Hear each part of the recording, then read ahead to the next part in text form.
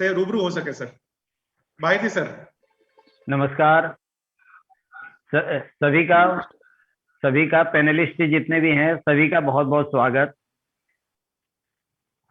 इस क्रम में हमारे सबसे पहले पैनलिस्ट हैं doctor MP Singh. Doctor MP Singh, नमस्कार। डॉक्टर MP सिंह 1989 बैच के IFS अफसर हैं, जिनके 31 साल के सफर में 18 रिसर्च पेपर्स और 7 पुस्तकें प्रकाशित हो चुकी हैं। डॉक्टर सिंह ने FRI देहरादून में ही PhD की और फिर FRI में ही विभिन्न डिवीजन में डायरेक्टर के पद पर अपनी सेवाएं दी। मसलन director forest education government of India, head climate change and forest influence division, head resources and management division, assistant director general monitoring and evolution ICFRE। ये सारे FRI देहरादून में इन्होंने अपने डायरेक्टर की हैसियत से और मुख्य प्रशासक के हैसियत से इन्होंने अपनी सेवाएं दी। इनके अलावा झारखंड में भी डॉक्टर सिंह काफी समय तक रहे। उनके वहां पर APCCF स्पेशल प्रोजेक्ट के हिसाब से field officer Palamu tiger project, conservator of forest plantation research and evolution circle department of forest and environment, इस पद पर इन्होंने अपनी सेवाएं हमेशा दी है। सिंह साहब वर्तमान में IWST बेंगलोर में डायरेक्टर के पद पर कार्यरत हैं और मिनिस्ट्री ऑफ फॉरेस्ट से सीधे जुड़े होने पर सरकार की विभिन्न योजनाओं में आपकी राय काफी महत्वपूर्ण मानी जाती है।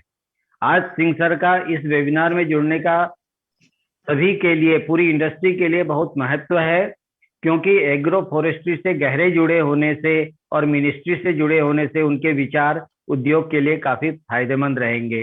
डॉक्टर MP सिंह साहब, आपका स्वागत है। नमस्कार। अगले पैनलिस्ट हमारे हैं डॉक्टर अशोक कुमार। ज्वाइन हो गए हैं sir? Doctor Ashok Kumar sir, लगता है वो डॉक्टर अशोक कुमार हमारे FRI के जेनेटिक्स और ट्री इम्प्रूवमेंट डिवीजन के डिपार्टमेंट में साइंटिस्ट जी पर 25 सालों से कार्यरत हैं। Doctor Ashok Asia Pacific association for forestry research institution द्वारा doctor YS Rao forestry research award से नवाजे गए एकमात्र भारतीय वैज्ञानिक हैं। उनके वैज्ञानिक उपलब्धियां और शोध प्रकाशन पर उनको 2 बार ब्रांडिस प्राइज से भी नवाजा गया है। डॉक्टर अशोक के द्वारा शीशम की 1, मिलियाडुबिया की 10, सफेदा की 3 प्रजातियों के क्लोन विकसित किए गए हैं। जेनेटिक इम्प्रूवमेंट के साथ औषधीय पौधों में उनकी रुचि विश्व भर में प्रशंसा बटोर रही है। उनकी पुस्तक टेक्नोलॉजी मिशन मेलिना एडजोरिया प्रोफेशनल रिसर्चर एवं किसानों में वेस्ट मटेरियल के रूप में लोकप्रिय हैं। हाल ही में उनके द्वारा संपादित पुस्तक रिसेंट एडवांसेस इन मेलियाडुबिया प्रकाशित हुई है। डॉक्टर अशोक साहब आ गए हैं? शायद अभी तक ज्वाइन नहीं हुए हैं। हमारे अगले पैनलिस्ट हैं सुभाष चंद्र जोली जी। FRI के पूर्व विद्यार्थी रह चुके श्री सुभाष चंद्र जोली, जो WTA के प्रधान हैं, पिछले 48 सालों से वुड इंडस्ट्री को विभिन्न क्षेत्रों में सेवा दे रहे हैं। अपनी इसी लगन के मद्देनजर उन्होंने 2008 में एक नॉन प्रॉफिट सोसाइटी WTA की स्थापना की, जिसके माध्यम से government research institution, timber and plywood industries, machine manufacturer, technologist या एग्रो फॉरेस्ट्री फार्मर्स सभी को एक मंच पर लाने का प्रयास तभी से कर रहे हैं। Ministry of environment, forest and climate change एवं इसके सम्मानीय मंत्रियों जैसे जयराम रमेश, अनिल माधव दवे, डॉक्टर हर्षवर्धन एवं श्री प्रकाश जावड़ेकर से विभिन्न समयों में एग्रो फॉरेस्ट्री और प्लाईवुड उद्योग से संबंधित विषयों पर कई बार चर्चाएं इनकी हुई है। जोली जी ICFRE society, steering committee of IPRIT, IWST, FIPPI की मैनेजिंग कमेटी, BIS के CED कमेटी के भी सदस्य हैं। सुभाष चंद्र जोली जी, आपका इस वेबिनार में स्वागत है। धन्यवाद धन्यवाद। हमारे अगले पैनलिस्ट हैं श्री जुगल किशोर बिहानी जी।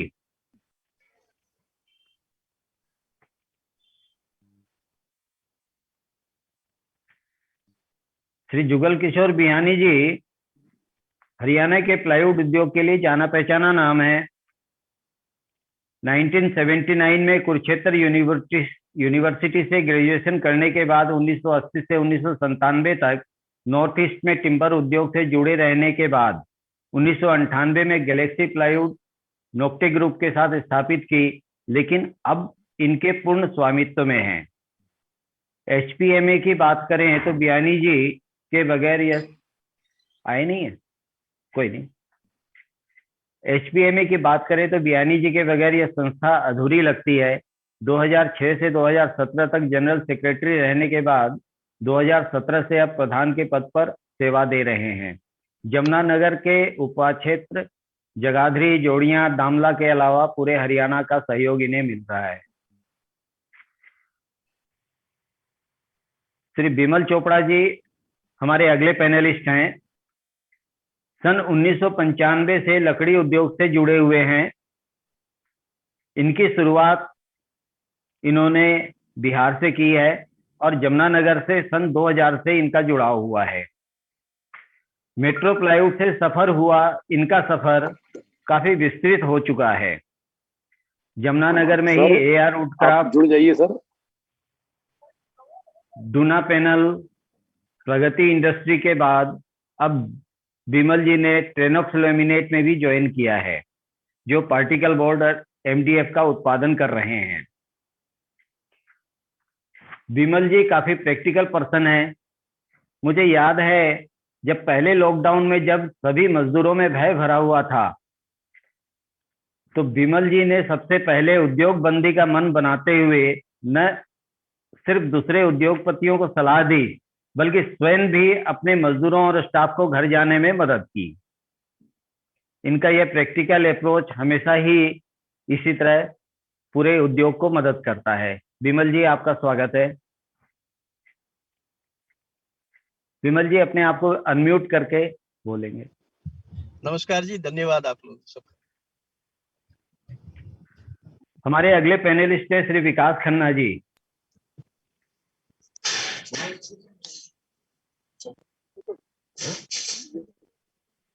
RK डोर्स और सुपा प्लाई एंड लेम सांपला के में दोनों ही इंडस्ट्री में डायरेक्टर हैं। Vikas ji all India ply manufacture association के जनरल सेक्रेटरी होने के साथ साथ Delhi NCR ply manufacture association के प्रेसिडेंट भी हैं। स्वयं सांपला में रहने से सांपला, बहादुरगढ़, रोहतक आदि जगह के NCR में होने से प्लाईवुड उद्योग की समस्याओं से काफी गहरे जुड़े हुए हैं और उनके समाधान के लिए प्रयत्नशील रहते हैं। विकास खन्ना जी, आपका इस वेबिनार में स्वागत है।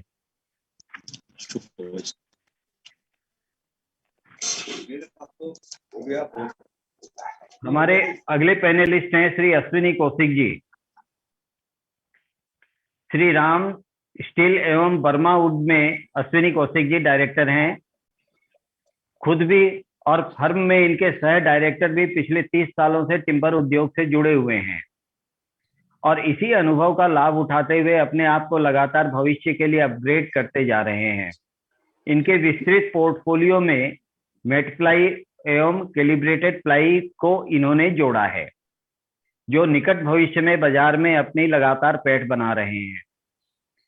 इंडस्ट्री को कच्चे माल की आपूर्ति 100-150 किलोमीटर की रेंज से ही हो सके, इसके लिए दूसरे उद्योगपतियों के साथ तालमेल बिठाने की पुरजोर कोशिश कर रहे हैं। पिछले दिनों रादौर में हमने इसका एक सम्मेलन भी किया था। कौशिक जी, आपका इस वेबिनार में स्वागत है। नमस्कार जी, सुरेश जी नमस्कार। श्री पदम जैन साहब जुड़ चुके हैं।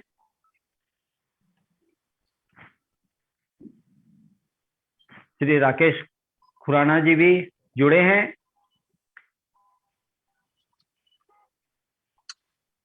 अभी लगता है 2-3 हमारे पैनलिस्ट अभी नहीं आए हैं, चलो आएंगे जब इनसे बात करेंगे।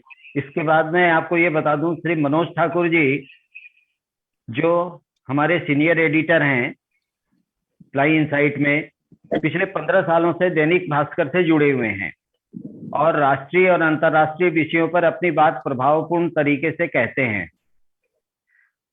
प्लाई इनसाइट में सीनियर एडिटर होने के साथ साथ डाटा लीड कॉम के साथ भी जुड़े हुए हैं, जो फेक न्यूज को उजागर करने में लगी हुई है। मनोज ठाकुर जी कृपया अपनी बात को आगे बढ़ाएं और इस वेबिनार के कार्यक्रम को सुशोभित करें। बहुत बहुत धन्यवाद सर, सुरेश बैती सर। और मैं सभी का स्वागत करता हूं, अपने सम्मानित मेहमानों का सर। सबसे पहले सर हम बात अपनी आगे बढ़ाएं सर। मैं डॉक्टर एमपी सिंह सर से निवेदन करूंगा कि वो थोड़ा प्रकाश डालें कि सरकार, हरियाणा सरकार के वन विभाग ने जो निर्णय लिया है उसके पीछे वन विभाग और सरकार की सोच क्या रही होगी सर। धन्यवाद। सर्वप्रथम यह जानना जरूरी है कि भारत सरकार ने 2016 में वुड बेस्ड इंडस्ट्री की गाइडलाइंस तय की थी। उस गाइडलाइंस में कतिपय कठिनाइयां आई, जो कि उद्योग के प्रतिनिधियों ने सरकार को अवगत कराया। यह मूल समस्या यह थी कि जो वुड बेस्ड इंडस्ट्री के जो गाइडलाइंस बने थे वह माननीय सर्वोच्च न्यायालय के निर्देश पर बने थे और माननीय सर्वोच्च न्यायालय के समक्ष जो विषय वस्तु थे वह विषय वस्तु वनों के संरक्षण से संबंधित थे और विशेषकर नॉर्थ ईस्ट में या अन्य राज्यों में भी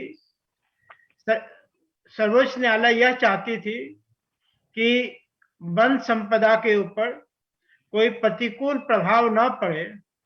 इसके लिए जितने भी कास्ट आधारित उद्योग हैं उनको रेगुलेट किया जाए, उनको गाइडलाइंस के तहत लाया जाए, उसी के तहत यह स्थापित हो।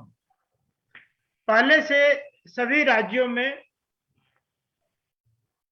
भारतीय वन अधिनियम के तहत रूल्स बने हुए थे, या रूल्स नहीं भी बने हुए थे तो वह उन्हीं के आधार पर वे जो है अन्य राज्य कास्ट आधारित उद्योगों को लाइसेंस देते थे, या कुछ राज्य बिना लाइसेंस के भी अपने कार्य करते थे। तो यह एक जो 2016 में जो गाइडलाइंस आई उसके बाद ऑलमोस्ट सभी राज्यों ने अपना अपना जो है सो रूल्स निर्धारित किया, परंतु उसमें कठिनाइयां आई कि जो एग्रो फॉरेस्ट्री बेस्ड इंडस्ट्री थे, जिनको वन संपदा से कुछ लेना देना नहीं था, उनके ऊपर में भी अंकुश लगने लग गए और उनकी एग्रो फॉरेस्ट्री को बढ़ावा देने के लिए जो इकोसिस्टम चाहिए था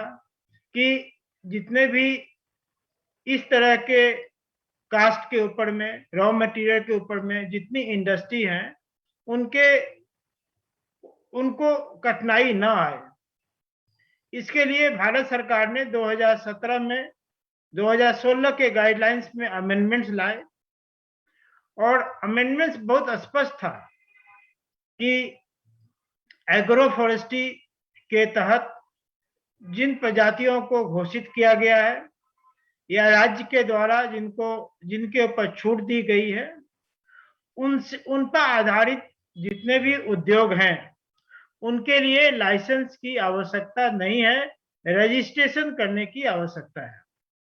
यह भारत सरकार का मूल उद्देश्य इस अमेंडमेंट को लाने का यही था, परंतु एक बार दिशा तय हो जाती है तो उसको दिशा को थोड़ा मोड़ देने में कठिनाई होती है, और बहुत सारे राज्य अभी तक उस दिशा को समझ नहीं पाए थे, और अभी भी हम लोग अधिकतर विभाग, वन विभाग और अधिकतर राज्य सुप्रीम कोर्ट के निर्देश के अनुसार ही चल रहे थे, जबकि सुप्रीम कोर्ट कभी भी उनका उद्देश्य नहीं था कि हम एग्रो फॉरेस्ट्री बेस्ड जो इंडस्ट्री है उनको हम अफेक्ट करें, बल्कि जो हमारा जो वन नीति थी, जो फॉरेस्ट की जो पॉलिसी थी 1988 में, वह स्पष्ट था कि इंडस्ट्री को वनों के ऊपर से आश्रित न होकर अपनी रॉ मटेरियल के लिए खुद इसका उपाय करे, और यह बहुत अच्छे तरीके से हुआ। विशेषकर सुप्रीम कोर्ट के गोदावर्धन केस के आदेश के बाद अधिकतर इंडस्ट्री, सभी इंडस्ट्री वन आधारित रॉ मटेरियल से हटकर और एग्रो फॉरेस्ट्री की ओर देखने लग गए, और उन्होंने अपना पूरा ढांचा उसी अनुसार तय किया। इसीलिए नए नए क्लस्टर्स आए देश में, और जो प्लाईवुड फॉरेस्ट से प्राप्त होने वाले प्रजातियों के ऊपर थे, वह सभी शिफ्ट होके एग्रो फॉरेस्ट्री प्रजाति के ऊपर में आ गए। तो यह एक बहुत अच्छी, एक सुखमय जर्नी रही है वन आधारित और कास्ट आधारित उद्योगों की, कि उन्होंने सरकार के, सुप्रीम कोर्ट के और समाज के जो उनका जो परिकल्पना थी उस पर बहुत खरे उतरे, लेकिन नियम में उस तरह से बदलाव आने में समय लगा, बल्कि कुछ लोग उसके नियत को समझ भी नहीं पाए, कुछ स्टेट, और जिसकी वजह से, जैसा कि आप सभी जानते हैं कि जिस तरह से कास्ट आधारित उद्योगों की उन्नति होनी थी, उनको विभिन्न विभिन्न जगहों में स्थापित होने थे, ताकि पूरे देश में एग्रो फॉरेस्ट्री बेस्ड, कृषि वानिकी बेस्ड जो है सो इंडस्ट्री लगे, और लोगों की जरूरत भी पूरी हो, और साथ ही साथ किसानों को भी एक अपने इनकम को डाइवर्सिफाई करने का मौका मिले, जिसके लिए भारत सरकार ने भी national mission on agro forestry launch किया।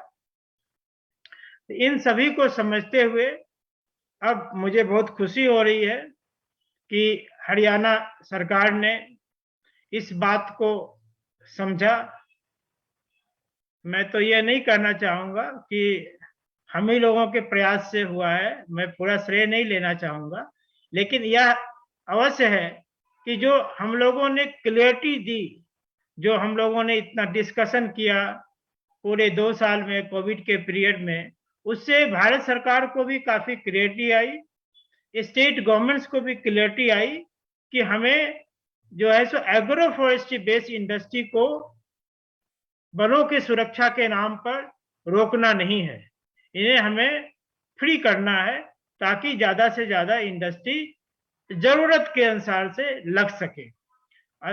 अन्यथा किसानों को कास्ट उगाने का कोई प्रोत्साहन नहीं मिल रहा था। नए कुछ क्लस्टर्स थे, उसी के आसपास किसान जो है सो एग्रो फॉरेस्ट्री प्रजाति उगा रहे थे। अभी हरियाणा में भी पूरे राज्य में देखेंगे तो एग्रो फॉरेस्ट्री नहीं हो पा रहा है, और उसी तरह से उत्तर प्रदेश में देखेंगे, ईस्टर्न यूपी में नहीं है, उसी तरह से बिहार, झारखंड, ऐसे बहुत प्रदेश हैं जहां पर कि एग्रो फॉरेस्ट्री को अपनाया नहीं गया है जितने, क्योंकि किसानों को जब तक उनको जब तक दिखाई नहीं देगा कि हमें डिमांड कहाँ है, सप्लाई कहाँ करना है, जब तक ये पूरा उनको स्पष्ट नहीं होगा तो वह प्रेरित नहीं होते हैं एग्रो फॉरेस्ट्री करने के लिए। इसलिए इस दिशा में हरियाणा सरकार का जो प्रयास है वह बहुत ही सराहनीय है, हम उम्मीद करते हैं कि इसी क्लियरिटी को उत्तर प्रदेश सरकार भी अपनाए, क्योंकि अभी हम लोग वुड बेस्ड इंडस्ट्री के गाइडलाइंस को और भी स्पष्ट करने के लिए भारत सरकार को बताया है, और भारत सरकार ये करना भी चाह रही है। लेकिन अभी भी जो गाइडलाइंस है उसमें काफी अस्पष्टता है कि एग्रो फॉरेस्ट्री बेस्ड इंडस्ट्री को हमें लाइसेंस से जोड़ने की आवश्यकता नहीं है। यह सिर्फ रजिस्ट्रेशन करने की आवश्यकता है, और रजिस्ट्रेशन ऑनलाइन करने की भी आवश्यकता है। और इनफैक्ट जो ऐसे उद्योग हैं वह अपना एक सिस्टम बना लेंगे जिससे कि वो बता सकेंगे कि हाँ, उन्होंने जो डिक्लेयर किया है कि ये एग्रो फॉरेस्ट्री स्पीसीज पर आधारित है उनका, उसको वो बता सके, चाहे वह कोई ऑनलाइन आईटी ऐप बना ले या अपना रिकॉर्ड्स जो है सो एनुअल रिटर्न दें। तो और ये इंडस्ट्री जो है सो बहुत स्पष्ट है कि किस प्रजाति पर आप कौन सा प्रोडक्ट बना रहे हैं।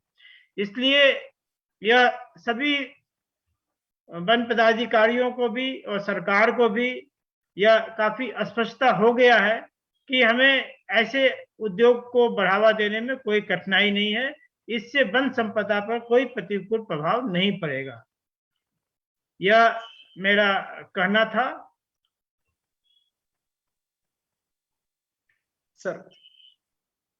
सर इसमें मेरा एक सवाल सर ये था आपसे कि चूंकि हरियाणा में सर अभी एग्रो फॉरेस्ट्री सर उस लेवल पे नहीं है कि पूरी प्लाईवुड इंडस्ट्री को कच्चा माल मिलता रहे सर, और अभी भी रेट में बहुत सारी उतार चढ़ाव चलता रहता है सर, और बहुत सारी प्रॉब्लम्स हैं सर। तो इस संदर्भ में सर जो सरकार का यह निर्णय है, तो क्या इससे जो प्लाईवुड जो ऑलरेडी चल रही है सर, क्या उनको लकड़ी की कमी नहीं आएगी सर? और वैसे भी सर हरियाणा की जो प्लाईवुड है उसमें बहुत सारी लकड़ी सर उत्तर प्रदेश से आ रही है सर अभी।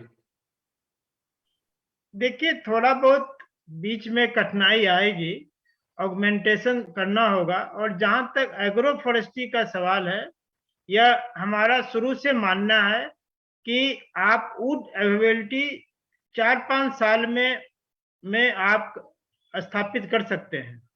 इसमें ज्यादा कठिनाई नहीं है, क्योंकि शॉर्ट रोटेशन क्रॉप्स की आपको होता है। तो आप थोड़ा सा प्रोत्साहन करेंगे, थोड़ा किसानों के साथ बात करेंगे, और थोड़े नए नए एरिया लेंगे जहां पर एग्रो फॉरेस्ट्री नहीं आया है, उस पर जाएंगे, तो जो रॉ मटेरियल का जो अभी इमीडिएट जो थोड़ा सा दिखाई देगा, और कोई भी इंडस्ट्री को रजिस्ट्रेशन होने से स्थापित होने में समय लगेगा।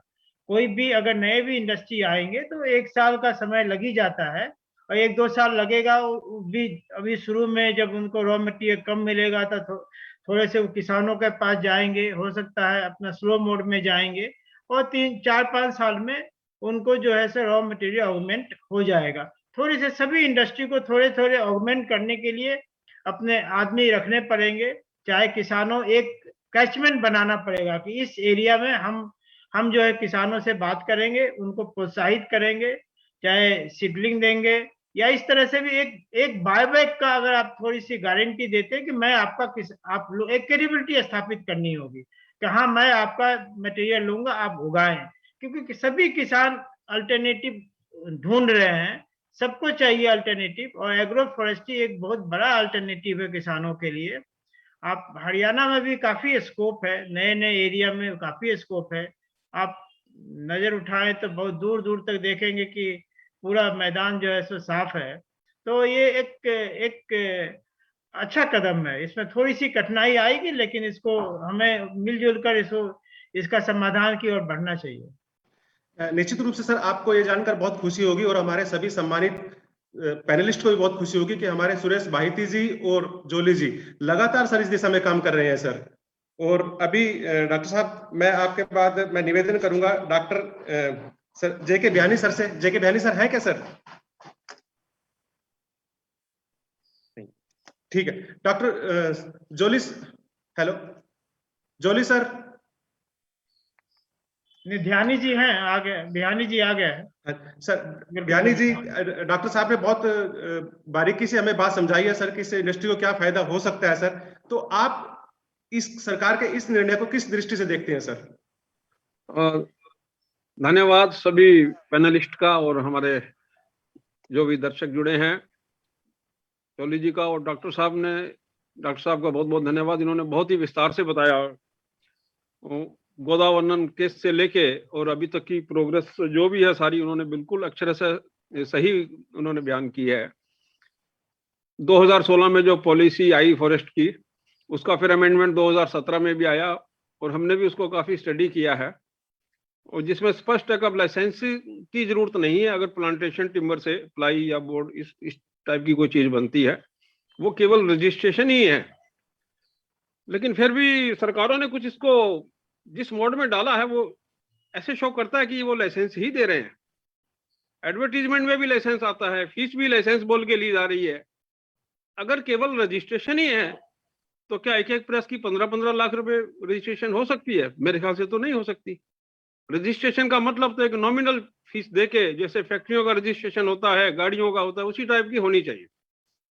तो ये हमें एक फाइट करनी पड़ेगी। और जो लाइसेंस के नाम पे जो लगभग 100 करोड़ रुपए सरकारों ने इकट्ठे करे हैं, हमें उसकी जो भी हो उसके बारे में सरकार से बातचीत करनी पड़ेगी, या वो फॉरेस्ट डेवलपमेंट में खर्चा करे तो भी उसका फायदा हमें हो जाएगा, हमें उसमें भी कोई एतराज नहीं है। अभी हरियाणा में जो लाइसेंस खोलने की बात हुई है, ये लाइसेंस तो पिछले कई महीने से खोले हुए थे। उसमें वो डिस्ट्रिक्ट शामिल थे जहाँ पे प्लांटेशन वगैरह नहीं थी। डॉक्टर साहब ने भी कहा कि हरियाणा के कुछ इलाकों में ही प्लांटेशन है जो हमारे नॉर्थ हरियाणा में पड़ते हैं, जहाँ पानी वगैरह ठीक है, अंबाला, यमुनानगर, पंचकुला, कुछ हद तक करनाल। तो वो काम तो बिल्कुल सरकार का सही था कि भी जिस जगह में प्लांटेशन नहीं है उसको प्रोत्साहन देने के लिए वुड बेस्ड के रजिस्ट्रेशन खोले जाए।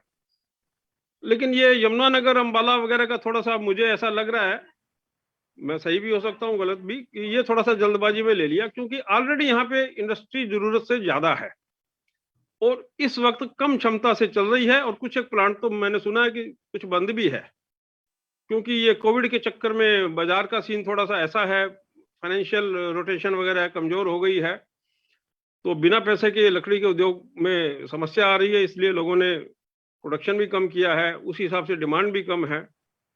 अभी इमीडिएट एक्सपोर्ट के भी आसार नहीं, क्योंकि कंटेनर की शॉर्टेज है, पूरी दुनिया में थोड़ी अभी उथल पुथल मची हुई है। चलिए, अब उन्होंने रजिस्ट्रेशन खोल ही दिया है, तो ये तो व्यापार और उद्योग जो है अपने आप ये मार्केट फोर्सेस एडजस्ट करेगी। ये सही बात है, जैसे सिंह साहब ने कहा कि उद्योग एक दिन में लग नहीं सकता। जो लोग रजिस्ट्रेशन कराना चाहे करा सकते हैं, उद्योग आते आते हो सकता है 2 साल 3 साल लग जाए, और तब तक लकड़ी की उपलब्धता अभी कुछ जो फास्ट स्पेसिस आई है उस वजह से, या और नई चीजें लगा के आने वाले 3 साल में, 2-3 साल में शायद बढ़ जाएगी। तो जो भी है सरकार का फैसला हमें मानना ही है। हम आलोचना जरूर कर सकते हैं, वो हमारा हक है। बाकी आने वाले समय में उद्योग व्यापार सभी ठीक चलेंगे, और मेरे को तो ऐसा लगता है कि हमें अब एक्सपोर्ट की ओर अग्रसर होना पड़ेगा, क्योंकि हमारे इंडिया में आरेबल जिसे एग्रीकल्चरेबल लैंड है वो करीब 57-58% है अपने क्षेत्रफल का, दुनिया में कहीं नहीं है। तो अगर हम प्लांटेशन करना चाहें तो हमारे Madhya Pradesh, Bihar, eastern UP, even Rajasthan में इतनी जमीन है कि हम अपने पूरे देश की मांग पूरी करके हम दुनिया को एक्सपोर्ट कर सकते हैं। इसमें सरकार का भी साथ हमें चाहिएगा और हमें अपना भी उद्यम दिखाना पड़ेगा। तो कुछ एक समय शायद हो सकता है 1-1.5 साल थोड़ा सा टफ निकले, आगे भविष्य बेहतर ही नजर आ रहा है।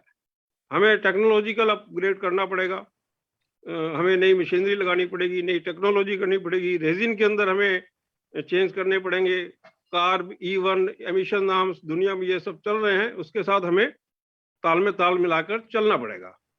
तो 1 आध साल मुझे टफ लग रहा है, लेकिन आने वाला भविष्य मुझे ठीक ही नजर आ रहा है। निश्चित रूप से बयानी जी, आप बिल्कुल सही कह रहे हैं सर कि कोई भी चैलेंज आता है तो चैलेंज अपने आप में एक संभावना भी लेके आता है सर, और निश्चित ही हमें नई संभावनाओं को तलाश करनी चाहिए सर। और सर आपको मैं बता दूं सर कि हमारे सुरेश बैती जी लगातार इस टॉपिक में भी लगे हुए हैं, इस विषय पे लगातार काम भी कर रहे हैं कि क्यों ना इंडस्ट्रियलिस्ट की जमीनें या पंचायती जमीन या जो बैरल लैंड पड़ी है वहां पे उन जमीनों को या तो लीज पे लें या किसान के साथ मिलकर वहां पे भी मतलब लकड़ी उगाएं, पौधे उगाएं, ताकि जो उन पौधों को हम लोग प्लाईवुड और लकड़ी में काम कर सकें। सर बहुत बहुत धन्यवाद बयानी जी।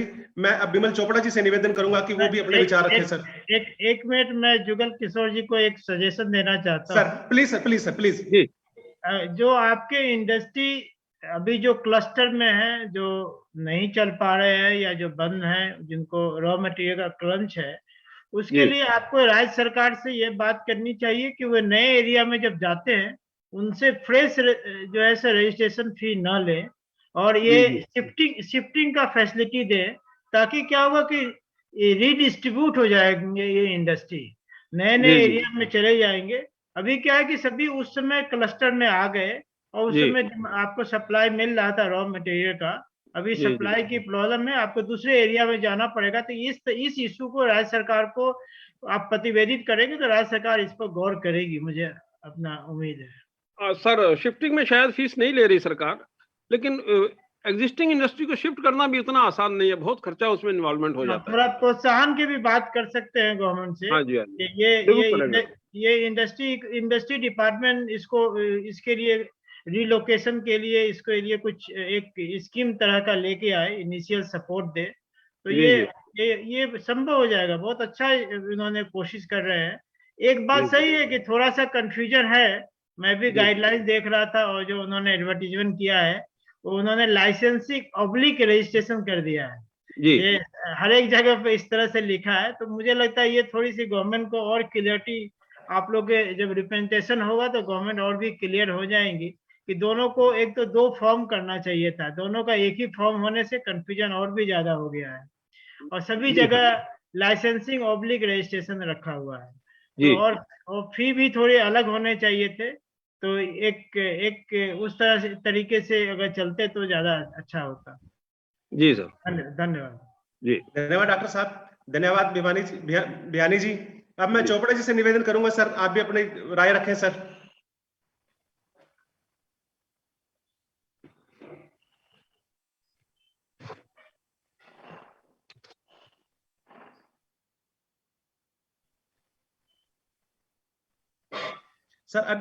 सर आप अनम्यूट चोपड़ा सर, आप अनम्यूट कर लीजिए sir please.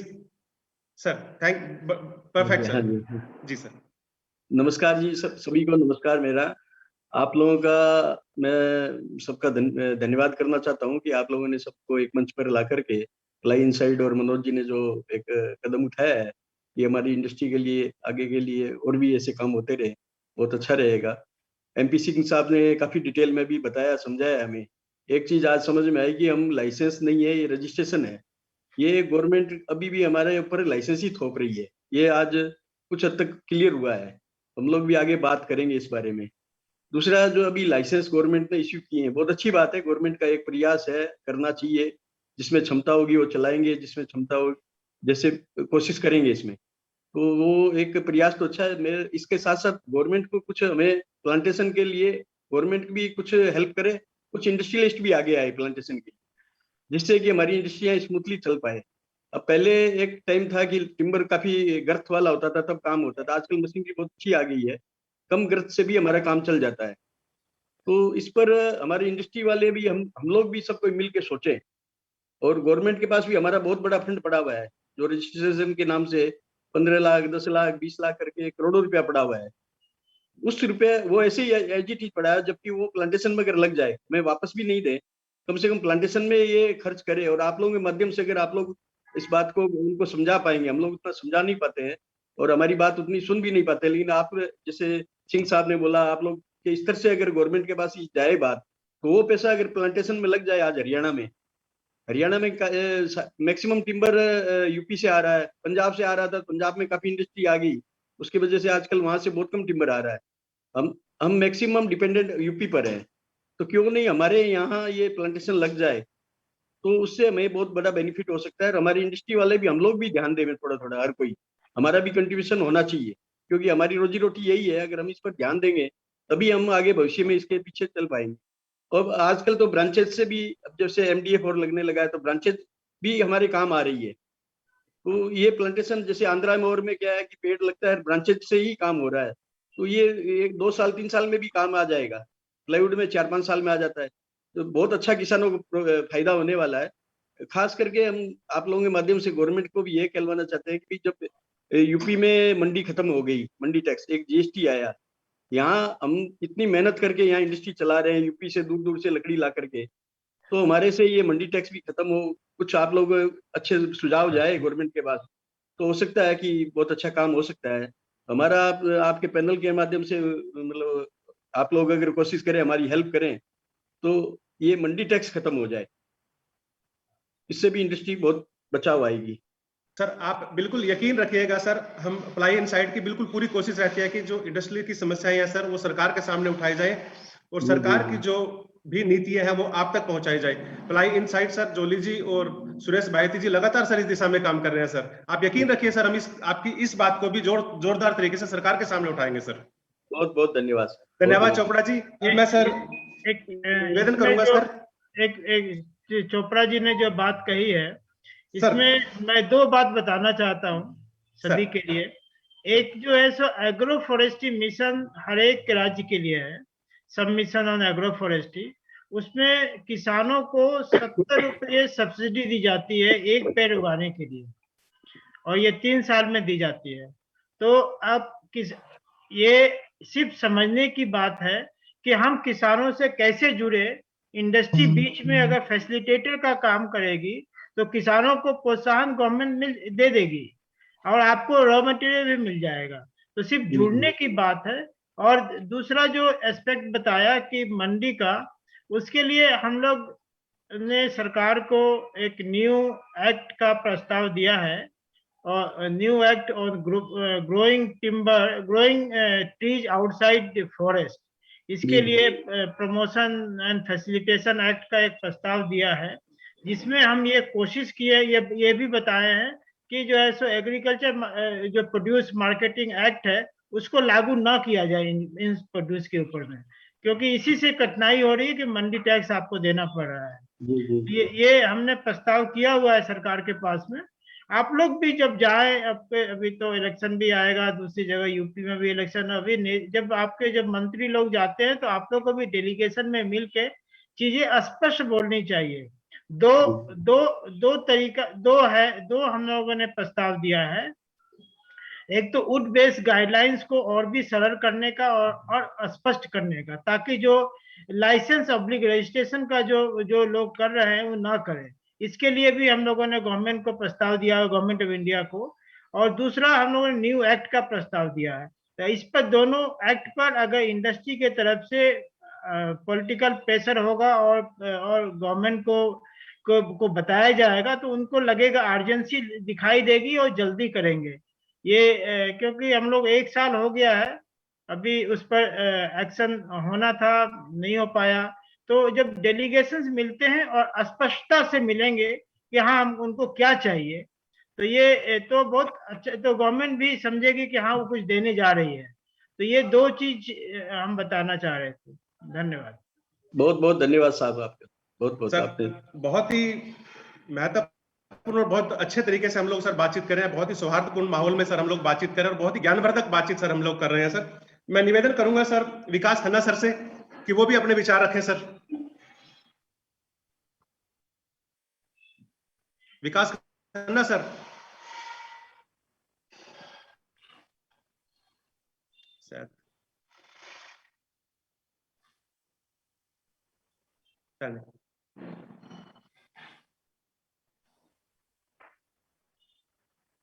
Ashwini Kaushik sir.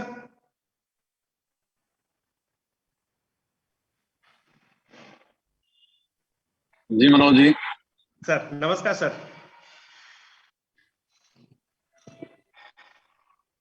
नमस्कार जी।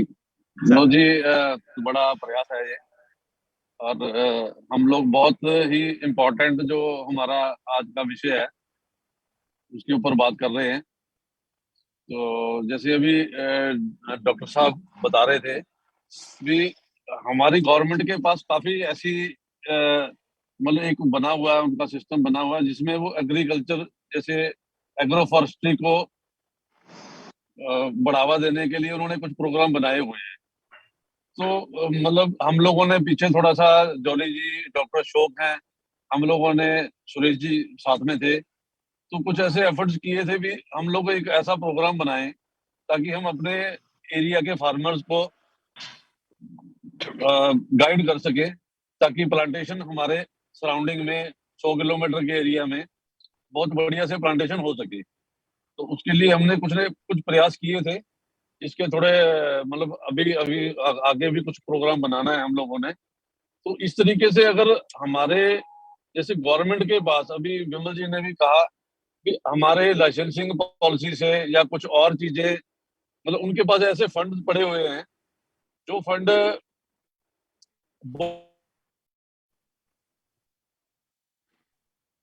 वो एग्रोफॉरेस्ट्री को प्रमोट करने के लिए यूज करूंगा। जैसे सिंह साहब हैं, ये थोड़ा सा इनके थ्रू भी हम लोग ये इन लोगों की जैसे बात है जो गवर्नमेंट के पास पहुंचाने का एक जरिया है। तो इस तरीके से अगर हम गवर्नमेंट के पास ये चीजें भी पहुंचा दी जाए कि जो हमने लाइसेंसिंग पॉलिसी बनाई, लाइसेंसिंग पॉलिसी से जो हम लोगों का पैसा डिपार्टमेंट के पास पड़ा हुआ है, वो अभी जमा पड़ा हुआ है, वो कहीं पे यूज नहीं हुआ। अगर हम उसको भी एग्रोफॉरेस्ट्री को प्रमोट करने के लिए उसको यूज करते हैं तो आई थिंक बहुत बड़ा और बहुत अच्छा रिजल्ट आएगा। और आने वाले 4-5 साल में मतलब हमें कहीं लकड़ी खरीदने के लिए बाहर नहीं जाना पड़ेगा। निश्चित रूप से जी सर, निश्चित रूप से जोली जी जिस तरह से लकड़ी को लेकर काम कर रहे हैं सर, जिस तरह से उन्होंने मिलिया दुबिया पे लगातार काम किया है सर, और डॉक्टर अश्वनी जी से मिलकर जिस तरह से वो हरियाणा में मिलिया दुबिया को प्रमोट करने में लगे हुए हैं, और इसके साथ साथ वो दूसरी एग्रो फॉरेस्ट्री के लिए भी लगातार दिन रात काम कर रहे हैं जोली सर भी।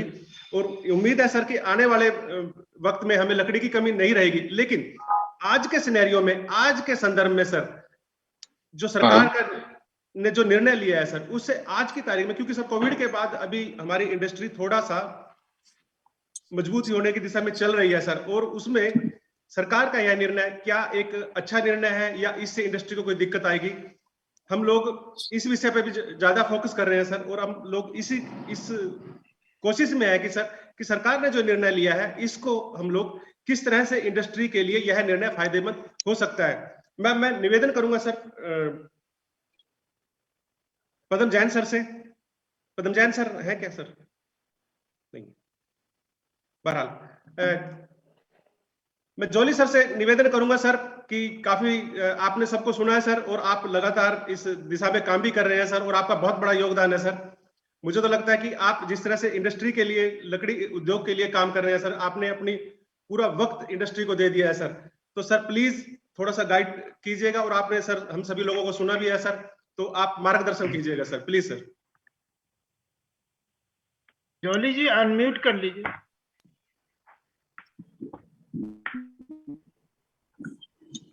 आवाज आ रही है सर? हाँ आ रही है सर। हम समस्या के जड़ की तरफ ज्यादा अच्छा रहेगा। अच्छा, कि पिछले 7 साल जो है हमको कहीं भी कॉपर सफेदा की शॉर्टेज नहीं आई। उल्टा यहाँ से केरल तक और गुजरात तक हमारा सफेदा जाता रहा। क्यों भाई? नहीं वो आवाज आ रही? हेलो ममता,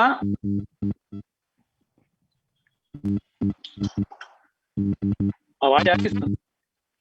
थोड़ी आवाज में आपका डिस्टर्बेंस है। सुभाष जी, जब तक हमारे जोली साहब का जब तक माइक ठीक होता है, मेरी आवाज आ रही है जी?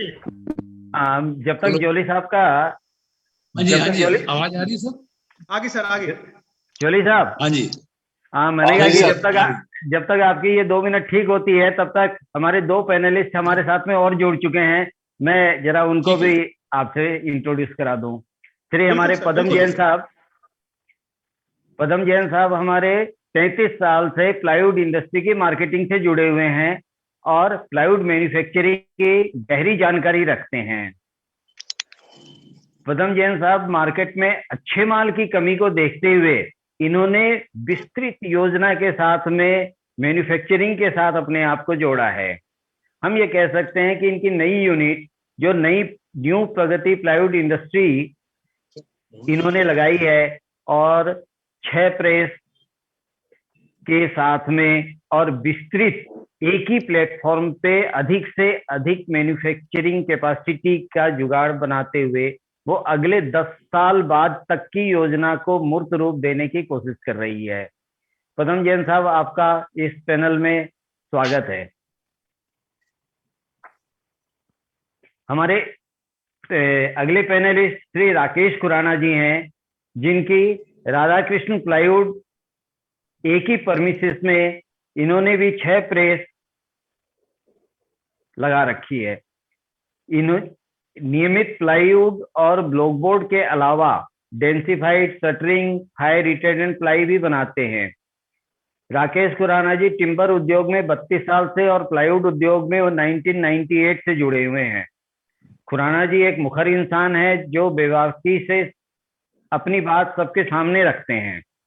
खुराना जी HPA में, हरियाणा प्लाईवुड मैन्युफैक्चर एसोसिएशन से भी लगातार सक्रिय हैं एग्जीक्यूटिव मेंबर के रूप में, और इन्होंने प्रधान हमारे देवेंद्र चावला जी या मानिक तल्ला जी और अब बियानी जी को भी अपना सक्रिय सहयोग दे रहे हैं।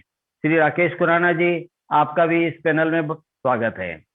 धन्यवाद जी सुरेश जी, धन्यवाद मनोज जी, मेरे को इस पैनल में इंक्लूड करने के लिए बहुत बहुत धन्यवाद जी। सुभाष जी कुछ अपनी बात रखें और फिर इंडस्ट्री की तरफ से जैन साहब की और खुराना जी की बात भी जो है आप लेंगे। जी सर। Jolly sir please. हाँ जी, आवाज आ रही है सर? बिल्कुल आ रही है सर, बिल्कुल परफेक्ट आवाज सर। सर थोड़ा समस्या की जड़ में जाएंगे, समझेंगे, तब जब समस्या मालूम पड़ेगी तो उसका हल भी निकलेगा। समस्या ये है सर कि 7 साल तक हमको कोई पॉपुलर या सफेदे की शॉर्टेज नहीं रहती है, बल्कि ये गुजरात और केरला तक जो है अपना यहाँ से कोर जाता रहा है। ये समस्या शुरू तब हुई जब ज्यादा एक्सेस में हमको जो है जब माल मिलता है और उसका रेट जो है 300 रुपये क्विंटल हो जाता है। इससे किसान जो है निराश हो जाता है और लगाना बंद कर देता है। फिर वो 3-4 साल निराश रहता है, इसका लत्ती का रेट 1300 रुपये क्विंटल हो जाता है। इस रास्ते से या तो किसान नहीं या इंडस्ट्री नहीं, हमको एक रास्ता निकालना पड़ेगा कि इंडस्ट्री भी जीवित रहे और किसान भी जीवित रहे। दोनों साथ साथ चलेंगे, दोनों पैरेलल चलेंगे, सिंक्रोनाइज वे में चलेंगे, तब तो इंडस्ट्री का भी भला है, किसान का भी भला है और देश का भी भला है। मैं चाहता हूँ कि इंडस्ट्री इस बारे में कुछ सोचे, क्योंकि नॉर्थ साइड में ये नहीं हो पा रहा है। साउथ साइड में, केरला में मैं 7 साल रहा हूँ, वहाँ पिछले 10 साल से रेट लगभग वही चला आ रहा है। अगर देश के एक कोने में ऐसा हो सकता है तो हमारे नॉर्थ के इंडस्ट्री कम समझदार नहीं है, बहुत ज्यादा समझदार है। इसका कोई उपाय निकालें ताकि इंडस्ट्री धूमधाम से चले और हम एक्सपोर्ट करने के में भी सफल हों। और टू बियानी जी या मुगल चोपड़ा साहब इस पर कुछ प्रकाश डालेंगे या बाकी साथी लोग? धन्यवाद।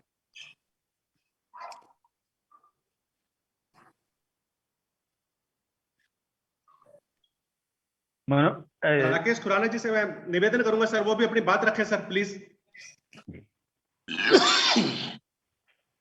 हेलो, हाँ जी, सबसे पहले मैं सुरेश जी और मनोज जी का मैं धन्यवाद करता हूँ। मेरे को इस बड़ी जो इंफॉर्मेटिव आज इंटरेक्शन हो रही है उसके ऊपर बोलने का इन्होंने मेरे को मौका दिया है और इस पैनल में लिया है। और मैं जो हमारे टेक्निकल एक्सपर्ट पैनलिस्ट हैं doctor MP Singh, doctor Ashok Singh और सुभाष जौली जी, मैं उनके वो भी बड़ा एक्चुअली धन्यवाद देता हूं कि उन्होंने आज बड़े फाइनर पॉइंट्स हमारी नॉलेज के लिए और हमारी इंडस्ट्री की जानकारी के लिए आज शेयर किए हैं। और इसके अलावा जो मेरी इंडस्ट्री के जो सीनियर साथी हैं, बिहानी जी, बिमल जी, विकास खन्ना जी, पदम जैन जी और अश्विनी कौशिक जी, उनका भी मैं बहुत स्वागत करता हूं। तो मैं थोड़ी अपनी बात ये रखना चाहूंगा इसके अंदर।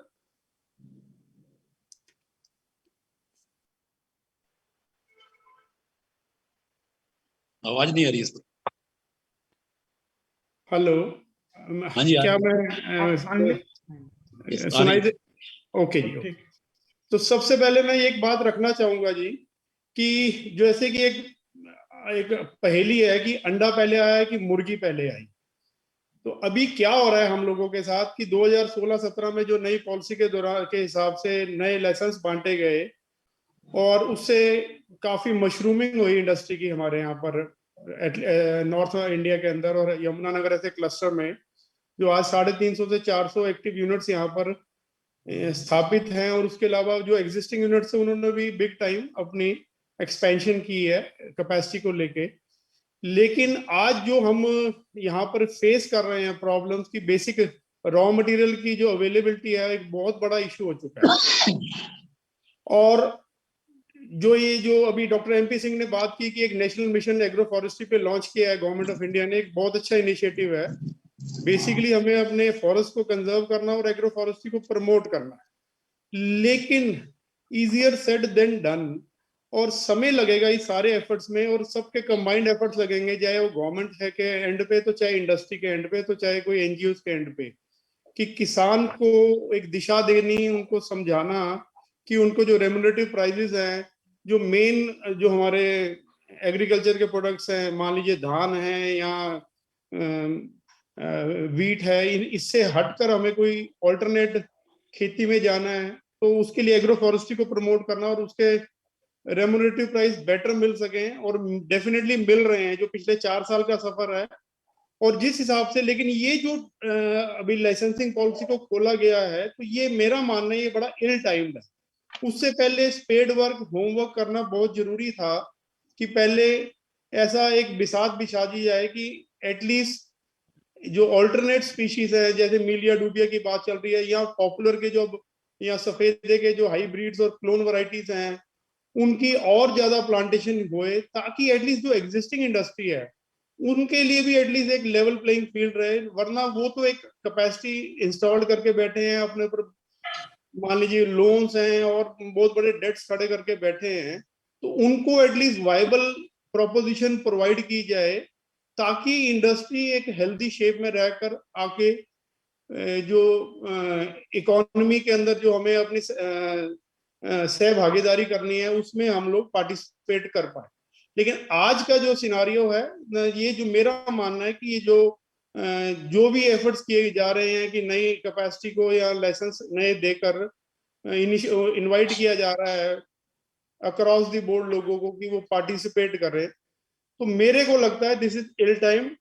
मैं I might be sound like a devil's advocate, लेकिन स्टिल जो अभी हम पृष्ठभूमि देखें, 2 साल कोरोना के गए हैं, इतनी अकोमोडेटिव स्टैंड था सारे वर्ल्ड के सेंट्रल बैंक्स का, और इन्फ्लेशन ने इतना सिर उठा लिया वर्ल्ड वाइड।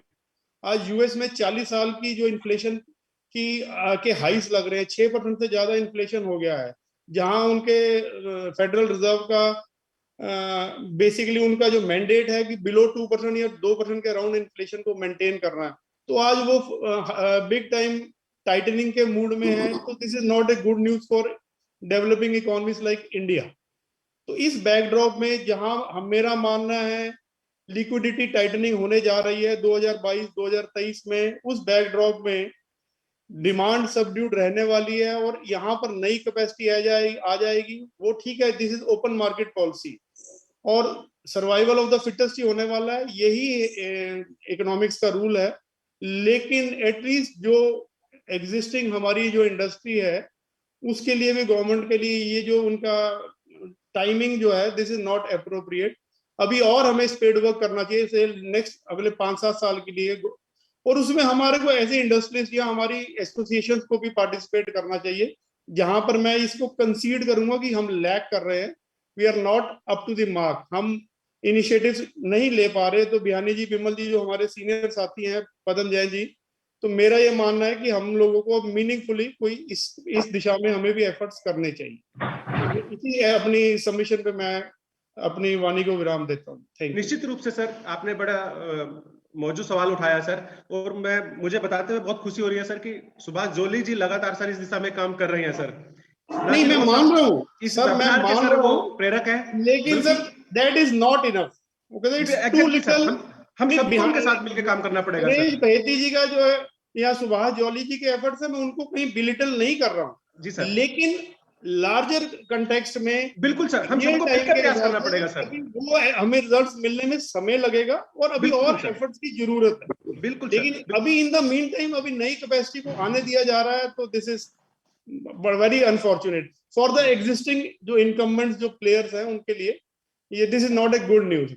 हाँ बिल्कुल सही बात है सर। खुराना सर, मैं आपको बताऊं सर, मुझे बताते हुए अच्छा लग रहा है सर कि सुभाष जोली जी मिलिया दुबिया का पौधा किसानों के खेत में ले जाके उनको दिखा रहे हैं कि भाई आप बिल्कुल उगाओ इसे। सर, लेकिन ये एक इंडियन मानसिकता, ये ह्यूमन मानसिकता है। We are all trend followers, we are बिल्कुल नॉट सर। Trend setters. तो बिल्कुल ट्रेंड सेट होने में समय लगेगा।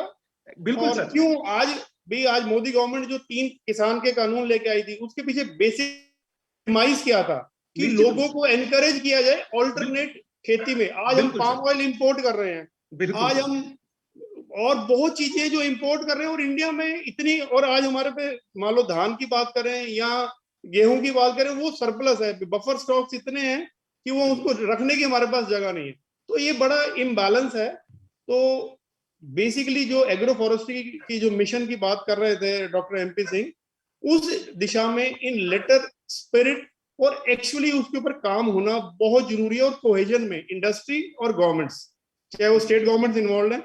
और अभी मेरा ये अजम्पशन है कि लेट से अभी ये यूपी के इलेक्शन खत्म हो जाएं, तो यूपी में भी जो प्रोसेस है इंडस्ट्री के लिए लाइसेंसिंग खोलने का, ये प्रक्रिया बहुत जल्दी स्विफ्टली की जाएगी। और that will be doomsday for industry based in Haryana, क्योंकि यहाँ पर कैप्टिव हमारे पास अभी हमारे पास रॉ मटेरियल नहीं है।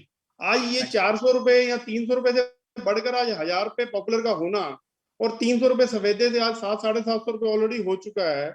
और जिस हिसाब से एमडीएफ और ये जो बड़े प्लेयर्स जो ऑर्गेनाइज सेक्टर आज इंडस्ट्री में पैनल प्रोडक्ट्स के लिए अभी लेट से कोई आंध्रा में, कोई गुजरात में, यूपी में, हरियाणा में जो नई इंडस्ट्री इतनी कैपेसिटी आने के लिए तैयार है, तो बेसिक रॉ मटेरियल कहाँ है? चाहे वो इंटरिम में 4 साल, 3 साल, 5 साल हो, लेकिन इतने पेनफुल होने वाले हैं कि छोटे प्लेयर्स तो वाइप आउट हो जाएंगे।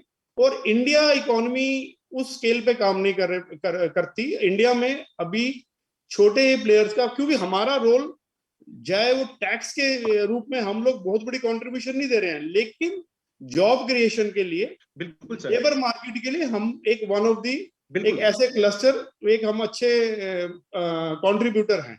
निश्चित रूप से सर, निश्चित रूप से उसी हिसाब से मेरा मानना है, दिस इज ये मैं एक जो एक सेंस डिस्कशन का उससे थोड़ा परे हटके मैंने सारी डिस्कशन बहुत महत्वपूर्ण बात आपने रखी है सर। बहुत बहुत धन्यवाद राकेश सर आपका। और अब मैं सर जैन सर से निवेदन करूंगा कि पदम जैन सर अपनी बात रखें सर। सभी पैनलिस्ट को मेरा नमस्कार, और मैं आभार व्यक्त करता हूं प्लाई इनसाइट का कि उन्होंने मेरे को मौका दिया है यहाँ पे बोलने का। हमारा सब्जेक्ट है आज का कि भाई pros and cons of opening of the licences in Haryana.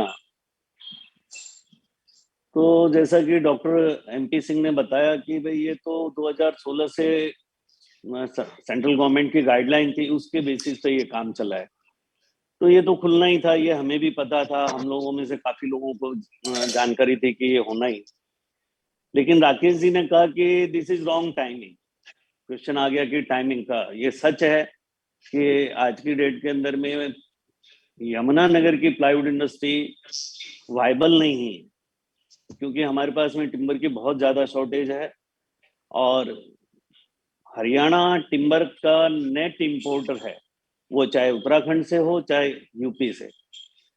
और कॉस्ट वगैरह को लेकर के हम बात करें तो हमारी वाइबिलिटी खत्म हो जाती है यहाँ पर when we compare with the Uttarakhand और यूपी, क्योंकि हमारा ट्रांसपोर्ट लोड बढ़ जाता है। तो आप लोग सभी कोई पैनल पे हैं, काफी अनुभवी लोग हैं, क्या ये संभव है कि हमें राज्य सरकार से सब्सिडी के रूप के अंदर में टिम्बर के ऊपर में हमें कुछ मिल जाए, जिससे यहाँ की इंडस्ट्री अच्छे ढंग से सरवाइव कर सके? वरना तो ऐसा लगता है कि टाइम शायद अगर ऐसे ही कुछ चलता रहा तो शायद आधे से ज्यादा इंडस्ट्री यहाँ की बंद हो जाएगी। तो इस विषय में कुछ सोचना चाहिए, चिंतन करना चाहिए। मार्केट के अपने डायनामिक्स हैं, नई नई इंडस्ट्री और भी आएंगी, तो निश्चित रूप से कंपटीशन ज्यादा बढ़ेगा। और उसमें वही है कि जैसा खुराना साहब ने कहा कि सर्वाइवल ऑफ द फिटेस्ट, वो तो हमेशा लागू होती है, उसमें तो कुछ भी नहीं किया जा सकता। मुझे नहीं लगता कि कोई प्रोटेक्ट करेगा इंडस्ट्री को। हम लोगों की जिस तरह से कॉस्ट एस्केलेशन होती जा रही है, आज की तारीख में ओशियन फ्रेट की वजह से प्लाईवुड इंपोर्ट नहीं हो रहा है, वरना तो प्लाईवुड भी इंपोर्ट होना शुरू हो जाएगा। वैसी परिस्थितियों के अंदर में हम लोग जो नॉर्थ इंडिया के अंदर में इतना कैपेसिटी बिल्टअप करके बैठे हुए हैं, हम कहाँ माल बेच पाएंगे? आज की डेट के अंदर में मुझे नहीं लगता कि हरियाणा के लोग साउथ इंडिया के 4 स्टेट में माल बेच पाते हैं। बिकता है तो बहुत नेग्लिजेबल है, कोई अच्छी क्वांटिटी में नहीं जाता है, क्योंकि वहां पर लॉजिस्टिक कॉस्ट बहुत हाई हो जाता है। तो उन लोगों के लिए तो इंपोर्ट बेस बहुत बढ़िया है, वरना तो केरल फीड कर ही रहा है उनके लिए।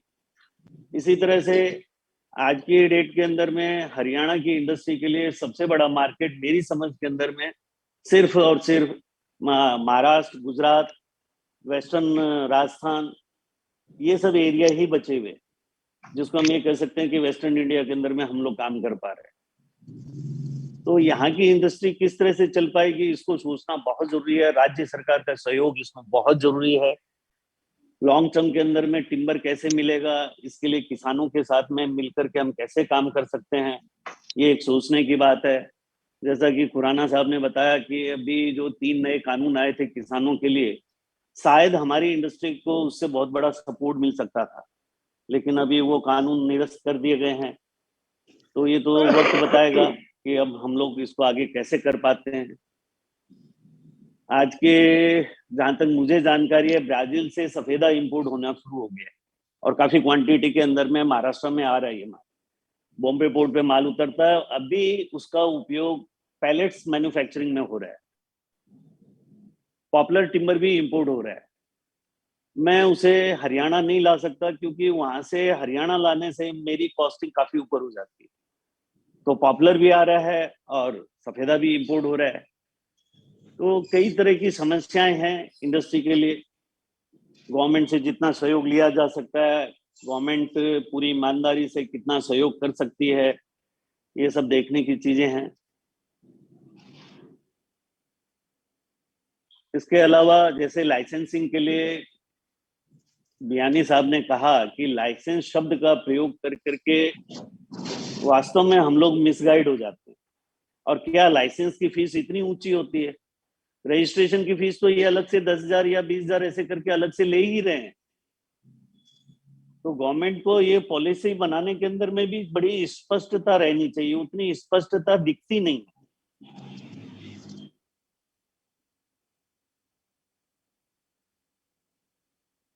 मैं बस इतना ही कहना चाहूंगा, बाकी आप सभी हैं पैनलिस्ट, डिस्कस करेंगे। और भी जो बात आएगी, जरूरत पड़ेगी तो मैं वहां पर फिर से बोलूंगा। निश्चित रूप से सर, और आपने बहुत बड़ा सवाल उठाया सर कि अभी तक तो हम लोग सोच रहे थे कि सरकार के निर्णय से कास्ट उद्योग या लकड़ी उद्योगों को दिक्कत आने वाली है, लेकिन जो आपने नई जानकारी दी है तो निश्चित ही किसान के लिए भी एक बहुत बड़ा मुझे लगता है कि थ्रेट है। क्योंकि अगर बाहर से लकड़ी आना शुरू होगा तो हरियाणा का या देश का किसान क्या करेगा सर, जो एग्री फॉरेस्ट्री करना चाह रहा है। इस विषय पे सर मैं डॉक्टर एमपी सर से मैं जानना चाहूंगा सर कि पूरी बातचीत हमने सुन ली सर कि हम इन परिस्थितियों में सर कैसे और क्या करें सर।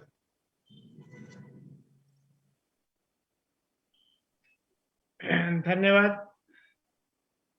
दो तीन मुद्दे जो मुझे समझ में आए हैं, बल्कि सुभाष जौली जी सुबह पहले से ही इस बात को फ्लैग करते रहे हैं कि जो किसान हैं वह उगाते हैं, फिर डिस्करेज हो जाते हैं, जो उनको प्राइस मिलता है, फिर एक साइकिल चलता है। तो एक उस साइकिल की भी एक अलग फिनोमिना है।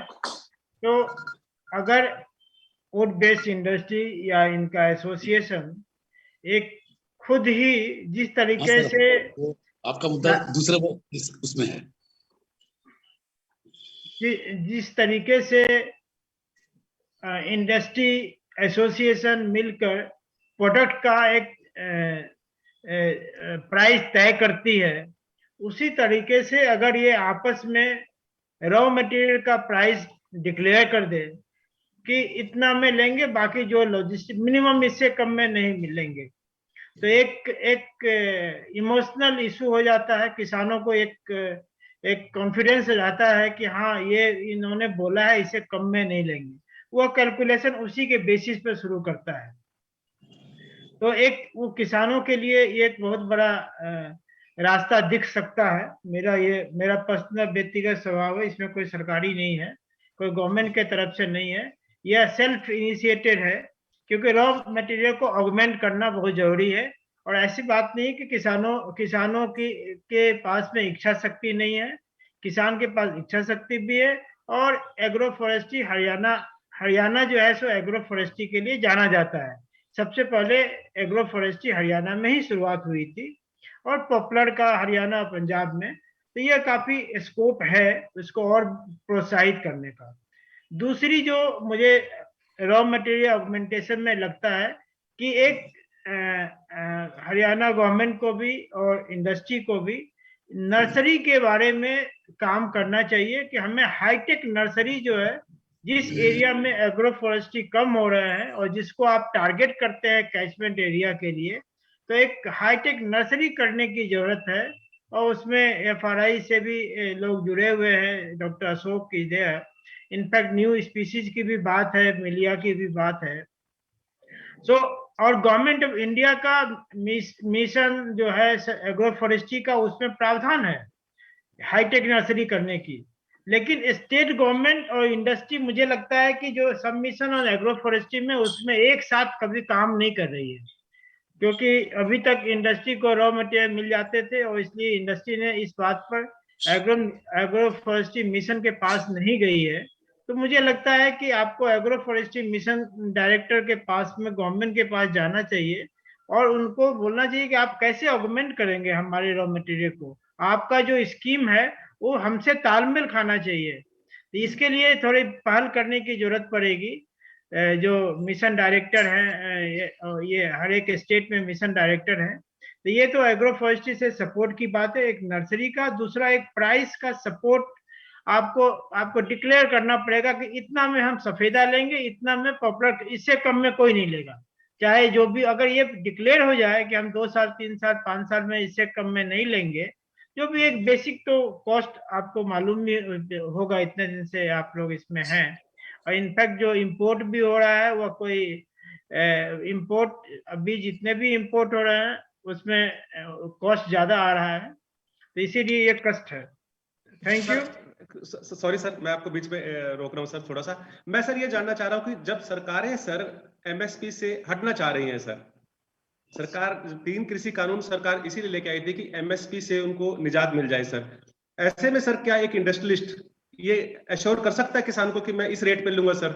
और फिर क्वालिटी की भी दिक्कत आएगी सर कि किसान कहेगा साहब मेरे पास तो यही है और आपने विश्वास दिलवाया था, आप इसी रेट पे खरीदे।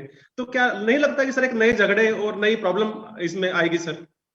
नहीं, देखिए, ये जो एक मिनिमम, तो आपको भी मालूम है मार्केट में एक मिनिमम तो कितना होना चाहिए, क्योंकि फ्लक्चुएशन जो है बहुत ज्यादा है जब होता है। तो ये एक उसमें बीच में कहीं, हम यही इसीलिए बोल रहे, कोई सरकारी व्यवस्था नहीं चलेगी, आपका कॉन्फिडेंस बिल्डिंग चलेगा किसानों के साथ में या एरिया के साथ में। जिस एरिया को आप टारगेट करेंगे उसमें एक कॉन्फिडेंस बिल्डिंग का मेजर्स की बात है। उसको, उस मैकेनिज्म को अगर चलाएंगे तो किसानों में कॉन्फिडेंस आएगा। अभी देखिए, जितने भी पेपर मिल है उन्होंने अपना एक कैचमेंट एरिया बना रखा है, उससे वो रॉ मटेरियल लेते हैं। तो हमें भी कुछ अभी ऑर्गेनाइज सेक्टर में कुछ लोग इस तरीके से करने की सोच रहे हैं, लेकिन अदरवाइज क्या है कि ये आपाधापी होगा, और ये कैचमेंट एरिया सभी को अपना बनाना पड़ेगा कि इस एरिया से हम रॉ मटेरियल लेंगे। नहीं तो आप, इंडस्ट्री एक जगह आ गई है और अभी तो और बाकी जगह नहीं थी, इसलिए सब आपको सप्लाई कर रहे थे। लेकिन आपने सही बोला, अभी यूपी में भी रिलैक्स होगा, उत्तराखंड में भी रिलैक्स होगा, क्योंकि अब सभी, और गवर्नमेंट भी ये नहीं चाहती है कि ट्रांसपोर्ट बहुत लंबा हो। गवर्नमेंट भी चाहती है कि जहां पर एग्रो फॉरेस्ट्री हो रहा है, इंडस्ट्री आसपास ही हो, क्योंकि ट्रांसपोर्टेशन कॉस्ट जो है so anti climate change measures है। तो इसीलिए गवर्नमेंट का वो भी है कि ट्रांसपोर्टेशन पे ज्यादा इनपुट न लगे, उससे प्राइस भी बढ़ जाता है। तो ये एक मैकेनिज्म करने की बात है। जहां तक इंपोर्ट का सवाल है, मुझे नहीं लगता है कि प्लाईवुड के लिए जो है कोई भी इंपोर्टेड टिम्बर जो है वो मतलब इकोनॉमिकली वायबल होगा। अभी कुछ पाइन का करते हैं, जो कि लेकिन वो स्पेशल तरीके का प्लाई बनाते हैं, वो क्वालिटी प्लाई बनाते हैं, एक्सपोर्ट के लिए बनाते हैं। अदरवाइज आपको जो जो जो स्पीसीज है या जिस तरीके से आपको आप जो लोकली प्रोड्यूस करते हैं तो जितना सस्ता पड़ता है वो इंपोर्ट कभी भी उसको मैच नहीं कर पाएगा। और जो उनको बाकी जो पैलेट्स में जो ले रहे हैं उनको क्योंकि रॉ मटेरियल नहीं मिल पा रहा है, इसलिए उनको जाना पड़ रहा है। लेकिन this short rotation crop can always be grown at A short notice, that is my understanding. Thank you.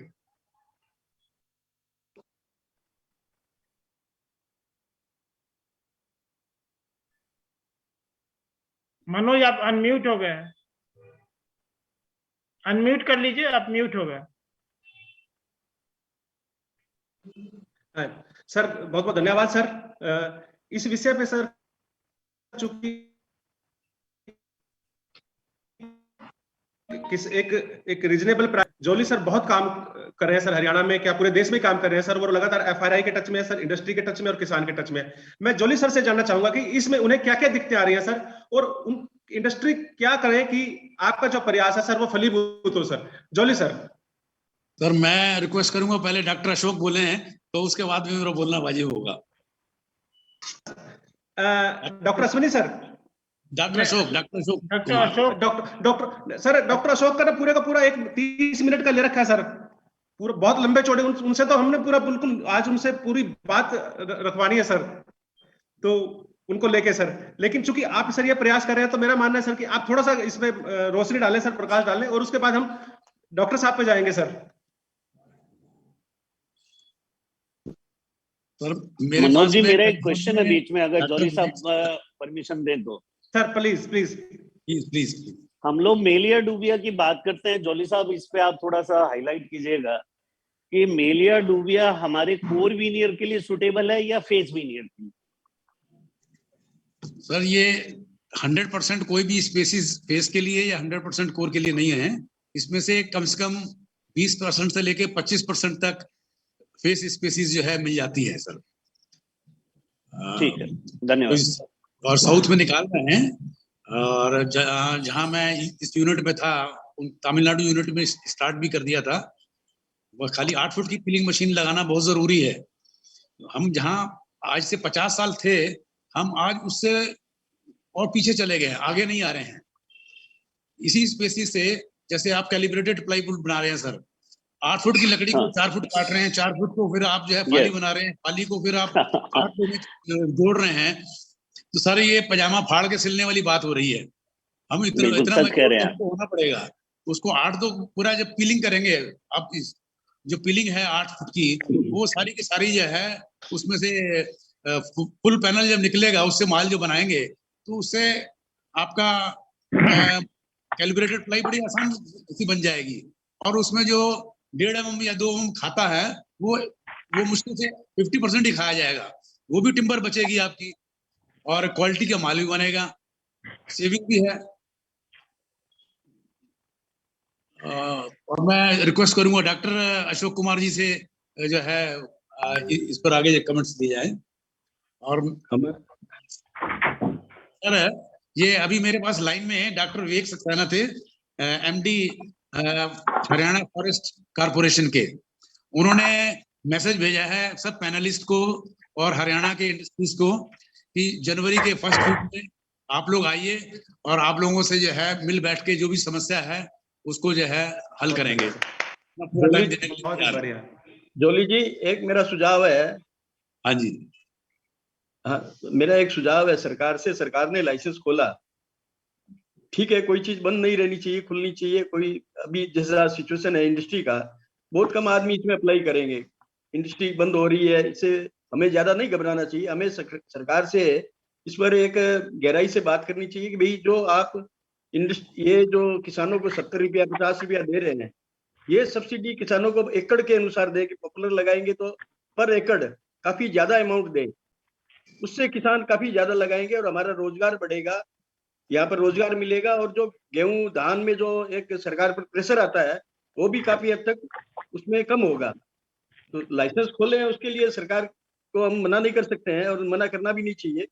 लेकिन इसके साथ साथ जो पॉपुलर में ये जो फैसिलिटी जो देने हम लोगों ने कहा कि भी हमें सब्सिडी मिलनी चाहिए, वो सब्सिडी जो किसान लगा रहे हैं उनको एकड़ के पर एकड़ बहुत अच्छी अमाउंट अगर मिले तो हमारी सारी प्रॉब्लम सोल्व हो सकती है, और वो उसकी अमाउंट बहुत अच्छी होनी चाहिए सरकार को। चोपड़ा जी सॉरी, हेलो, मैं इसमें छोटा सा एक थोड़ा सी मैं जानकारी देनी चाहूंगा सर। सरकार की योजनाएं तो हैं सर, सरकार की योजनाएं बनती हैं, लेकिन वो एग्जीक्यूट नहीं होती सर। पिछले 2 साल से किसानों को प्लांटेशन का पैसा ही नहीं मिला सर अभी तक। और फॉरेस्ट डिपार्टमेंट सर जो यूकेलिप्टस का जो पेड़ अवेलेबल कराता है उसकी क्वालिटी इतनी घटिया है सर कि उसकी उत्पादन क्षमता बहुत कम है, इससे किसान को नुकसान ही होता है। नहीं अभी सर एक मिनट रुकूंगा। अभी एक वैरायटी आई है 109 110 जी पॉपुलर में जी, और वो 1140 1200 रुपए तक बिक रही है। जी जी जी, अगर किसान वो वैरायटी लगाए तो मालामाल हो जाएगा सर। लेकिन किसान को सर ये बात पता तो चले ना सर। बहरहाल खैर सर, किसान जागरूक है, ऐसी बात नहीं है, पता है किसान को। थोड़ी गवर्नमेंट की अगर ये गवर्नमेंट अगर समझे ना इस काम को लगाने से, पॉपुलर लगने से यहाँ रोजगार बहुत ज्यादा बढ़ेगा। प्लस आपका गेहूं और धान का जो है प्रेशर जो हर साल देखने को मिलता है, जिसमें खाद भी बहुत ज्यादा लगती है, सबका बचाव होगा और रोजगार भी बढ़ेगा, इंडस्ट्री भी फलेगी। तो ये जो 70 रुपया 50 रुपया 25 रुपया दे रहे हैं ना, ये से नहीं होना है। इसमें अगर इस प्लेटफॉर्म से सरकार को समझाया जाए पूरा कैलकुलेशन करके, तो मेरे अंदाज से इंडस्ट्री भी बच जाएगी, रोजगार भी बढ़ेगा, सब चीज बहुत फायदेमंद रहेगी। निश्चित रूप से सर, मेरा सुझाव है कि इस प्लेटफॉर्म से मनोज जी मेरा इसमें एक सजेशन है सर, कि जो हरियाणा के जो प्लाईवुड मैन्युफैक्चर एसोसिएशन है उसकी तरफ से राज्य सरकार को प्रतिवेदित किया जाए कि वह एक जो है स्टेट वुड काउंसिल बनाएंगे, ताकि एक स्टेट वुड काउंसिल बनेगा और जो भी आप उसकी रूपरेखा तय कर लीजिए, जिसमें आपके रिप्रेजेंटेटिव होंगे, सरकार के भी प्रतिनिधि होंगे और वहां पर फॉरेस्ट मिनिस्टर या चीफ मिनिस्टर रहेंगे।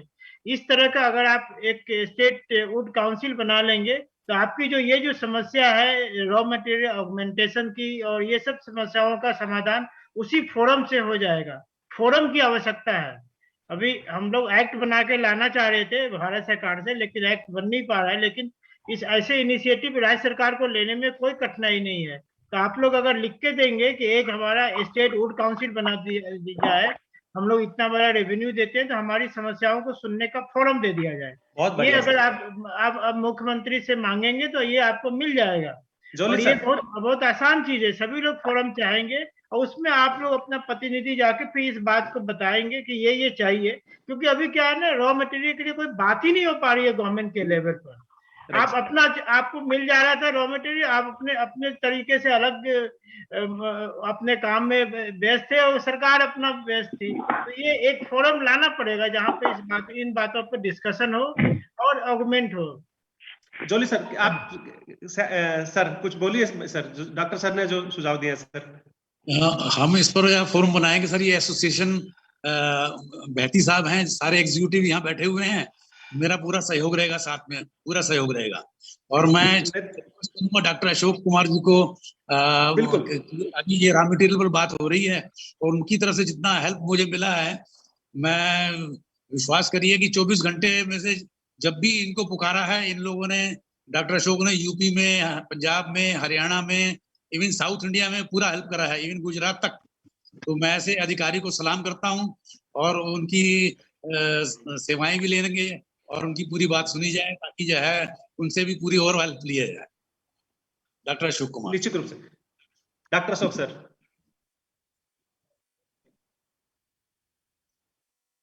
Thank you very much. मेरे ख्याल से सबसे पहले तो मैं एमपी सिंह साहब हैं, मनोज जी हैं, बहती साहब हैं, जॉली साहब हैं, विमल जी और सभी और जितने भी पैनलिस्ट हैं, पार्टिसिपेंट्स हैं आज के इवेंट में, उन सबको मेरा बहुत बहुत नमस्कार। और मैं समझता हूँ कि शायद इतने बड़े और योग पैनल के लायक मैं था नहीं इसका पार्टिसिपेंट बनने के लिए, लेकिन आपने बुलाया और आपका बहुत बहुत धन्यवाद। मुझे लगता है आज मुझे कहने से ज्यादा सुनने में मजा आ रहा है और इसका एक सिंपल सा रीजन है, एक बहुत ही डायनेमिक फोरम है आज जहाँ हम बात कर रहे हैं। शायद हमने चालू किया था कि जो लाइसेंसिंग का अभी जो रिन्यू होने हैं या नए लाइसेंसेस मिलने हैं, उनसे हम चालू होकर के और रॉ मटेरियल पे हम एंड कर रहे हैं। मुझे लगता है शायद एक एमपी सिंह साहब ने एक बहुत ही अच्छा एक बड़ा ही कंसाइज फॉर्म में एक अपनी बात को रखा है। और जो एक उन्होंने बात कही कि ये लाइसेंस का हमको नए लाइसेंस लेने हैं कि रजिस्ट्रेशन हमारा होना चाहिए एज एन इंडस्ट्री, मेरे ख्याल से एक बहुत इंपॉर्टेंट सवाल है, जिसको शायद राकेश खन्ना साहब ने आगे और ज्यादा उसमें बताया कि लाइसेंस की और रजिस्ट्रेशन की फीस में काफी बड़ा अंतर है। तो मुझे लगता है ये एक बहुत इंपॉर्टेंट इशू है, बहुत बड़ी एक इसमें बात है।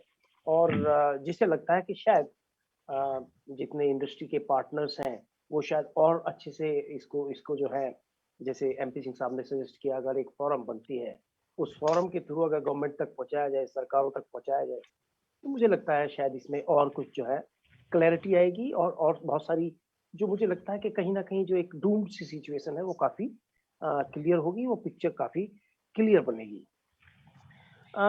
मुझे जैन साहब की एक बात बहुत अच्छी लगी कि जो मार्केट डायनेमिक्स है उन पे हमें बहुत गहराई से सोचना होगा, बहुत अच्छे से उसके बारे में हमको ध्यान रखना होगा। अब तक हमारा जो एक मार्केट का एक बिहेवियर था कि नॉर्थ का मार्केट एक्स जो सेक्टर है वो कैप्चर करता है, वेस्ट का अनदर सेक्टर कैप्चर करता है। लेकिन मुझे लगता है जैसे हम टाइम पास मतलब जैसे टाइम चल रहा है और जिस तरह से चीजें जो है, whole world is becoming a whole globe is becoming a village, मुझे लगता है उसमें इन सब चीजों का और ज्यादा महत्ता बढ़ जाएगी। और ये भी हमको देखना पड़ेगा कि आज खाली यमुनानगर नहीं, बल्कि चाहे वो वारंगल हो, चाहे डाउन साउथ ट्रिवेंड्रम हो, या चेन्नई हो, या फिर कलकत्ता हो, या त्रिपुरा हो, इन सबको साथ में लेके चलना पड़ेगा। इन सबके जो है जो अच्छे पॉइंट्स हैं उनको एमलगेट करके एक इस तरह का इशू हमको, इस तरह का बेसिकली एक पॉलिसी लेके चलनी पड़ेगी जिसमें काफी एक इंडस्ट्री सस्टेन कर सके, सरवाइव कर सके, और रादर मैं कहूँगा कि मेच्योरली ग्रो कर सके। लेकिन सबके पीछे दो चीजें हैं जो मुझे लगता है कि शायद बहुत इंपॉर्टेंट है। लाइसेंस अगर खुलते हैं या रजिस्ट्रेशन खुलते हैं, नई इंडस्ट्री आएंगी, जैसे बिमल साहब ने भी कहा, राकेश खन्ना जी भी बोल रहे थे, जैन साहब भी बोल रहे थे, अभी हमारे पास में इतना शॉर्टेज है रॉ मटेरियल का कि जो एग्जिस्टिंग इंडस्ट्री है उसको सस्टेन होने में ही काफी मुश्किलें आ रही है, और इंडस्ट्री आएंगी और कंपटीशन बढ़ेगा। तो मुझे लगता है दो सेक्टर जो है वो काफी इंपॉर्टेंट है, one the raw material and another one the machinery. क्योंकि अगर आपके पास में क्वालिटी रॉ मटेरियल है तो क्वालिटी मशीनरी भी होनी चाहिए, ताकि जो वेस्ट है वो मिनिमाइज किया जा सके और मैक्सिमम रॉ मटेरियल को जो है आप प्रोडक्ट में कन्वर्ट कर सकें। मेरे ख्याल से मशीनरी मेरा सब्जेक्ट नहीं है तो मैं उसमें ज्यादा नहीं जाऊंगा। रॉ मटेरियल में जहां तक बात है, काफी बीच बीच में मीडिया डूबिया की बात आई, दूसरे मटेरियल्स की भी बात आई। विमल साहब ने काफी अच्छा एक बात बताई कि जो एग्जिस्टिंग जो पॉपुलर है उसमें 2 या 3 करोड़ काफी अच्छा कर रही है। लेकिन विमल साहब और दूसरे जो पैनलिस्ट हैं उनसे सबसे मेरा एक अनुरोध है, being a scientist in genetics, मैं एक बात अच्छे से समझता हूँ कि कोई भी रॉ मटेरियल हो या कोई भी क्लोन हो, आप अगर उसको अनंत काल तक चलाते रहेंगे तो वो अपनी क्वालिटी लूज करेगा। हमने पॉपुलर में G3 और G48 से चालू किया था, आज शायद हम उसका नाम नहीं लेते हैं। नाम इसलिए नहीं लेते कि over a period of time उसमें जो है कुछ खामियां आने लगती हैं, उसकी प्रोडक्टिविटी घटने लगती है, उसमें अलग अलग तरह के इंसेक्ट या डिजीजेज जो है वो अटैक करने लगते हैं, और धीरे धीरे उसकी क्वालिटी जो है वो कम होती रहती है। मेरा जो यहाँ सबमिशन है वो ये है, चाहे वो यूकलिप्टस हो, चाहे वो पॉपुलर हो, चाहे वो मीलिया हो या कोई और स्पीसीज हो, ये एक या दो मटेरियल पे हमको लंबे टाइम तक सस्टेन करने के लिए जो हमारा एक वो है उसको हमें छोड़ना पड़ेगा, और हमें नए मटेरियल्स के साथ में नए मटेरियल्स को लेकर आने का एक प्रॉपर R&D, प्रॉपर एक सिस्टमेटिक स्टाइल हमको ढूंढना पड़ेगा, ताकि हमारे साथ में ये सिचुएशंस ना आए जो आज हमारे पास आ रहे हैं। मैं अगर बात करूं, आनंद अमृत साहब जो है, कई बार उनसे मेरा डिस्कशन होता है, वो एक बहुत अच्छी बात बताते हैं जो मेरे दिल में बसी हुई है। वो कहते हैं कि 70 के आसपास तक हम नेट इंपोर्टर हुआ करते थे प्लाईवुड के, जो है आज एक्सपोर्टर हुआ करते थे, आई एम सॉरी। आज हम जो है एक डोमेस्टिक मार्केट तक रह गए हैं, हम केवल एक डोमेस्टिक मार्केट जो है उसी की जो है उसी के बारे में हम ज्यादा सोच रहे हैं। जो कि बहुत अच्छी सिचुएशन शायद हमारे साथ नहीं है। हमको सोचना होगा कि ऐसा क्या हमने किया है कि हम नेट एक्सपोर्टर से आज एक डोमेस्टिक मार्केट के प्लेयर बन के रहे हैं। उस टाइम मुझे लगता है हमारे पास में जो क्वालिटी रॉ मटेरियल था, ठीक है, बैन आ गया है, सुप्रीम कोर्ट का बैन लगा, नॉर्थ ईस्ट से इंडस्ट्री यहाँ शिफ्ट हो गई और हम पॉपुलर और यूकेलिप्टस पे, टोटली यूकेलिप्टस और पॉपुलर पे जो है शिफ्ट हो गए। शायद ये हमारा एक शॉर्ट लिव्ड एक फिनोमिना रही है। शायद हमने इसको बहुत लॉन्ग टर्म में नहीं सोचा है। लकड़ी का मार्केट, चाहे पेड़ की ग्रोथ की बात हो या पेड़ की यूटिलाइजेशन की बात हो, छोटा सोचना ही नहीं है। मुझे लगता है we'll have to think large and we'll have to think big. We'll have to think for a very long duration. 10 साल, 20 साल, 50 साल ऐसे हमको सोच के चलना है। तो मेरी जो अपनी राय है वो ये है कि हमारे पास डायनेमिक रॉ मटेरियल्स हैं। बीच में याद तो मेरे नहीं रहा है, शायद मुझे लगता है जैन साहब ने पूछा था कि क्या हम मीलिया डूबिया को फेस पे यूज करें या फिर हम इसको कोर में भी यूज कर सकते हैं। और जॉली साहब ने बहुत ही अच्छी तरीके से बताया कि कोई ट्री 100% ना फेस के लिए है ना 100% कोर के लिए। मुझे लगता है मीलिया डूबिया में भी उसी तरह की बात है। 20 to 30% के आसपास जो है वो फेस में जाएगा और रेस्ट ऑफ द मटेरियल वो कोर में जाएगा। लेकिन यहाँ बात ये है कि क्या हम एक कोई ऐसा रॉ मटेरियल लेके आ सकते हैं जिससे हमको एक्सपोर्ट क्वालिटी की प्लाई मिल सके, जिसका हम इकोनॉमिक वे में अच्छे से इस्तेमाल कर सकें। आज एक बजवर्ड है वोकल फॉर लोकल। हमें आज जो बहुत सारी जो परेशानियां, चाहे वो यूकेलिप्टस हो या पॉपुलर में जो मिल रही हैं, किस तरह से फास्टर डिटेरियोरेशन ऑफ क्लोन्स हो रहा है। हम लगाते हैं 8-10 साल में एक क्लोन जो है वो बिकम्स फिट फॉर डिस्कार्डिंग। उसका रीजन सिर्फ एक है कि हमारे पास जो यूकेलिप्टस या पॉपुलर है, इनका जीन पूल इतना छोटा है कि हम इनमें कितना ही इंप्रूवमेंट करें, हम एक लिमिट के बाद नहीं जा सकते हैं। इसीलिए हमको सोचना पड़ेगा कि जो हमारी लोकल स्पीसीज है, मैं केवल मीलिया की बात नहीं कर रहा हूँ, इसके अलावा हमारे पास में तुना एक दूसरी स्पीसीज है जिससे बहुत अच्छी प्लाई बन सकती है, जिसमें फेस में भी यूज हो सकता है।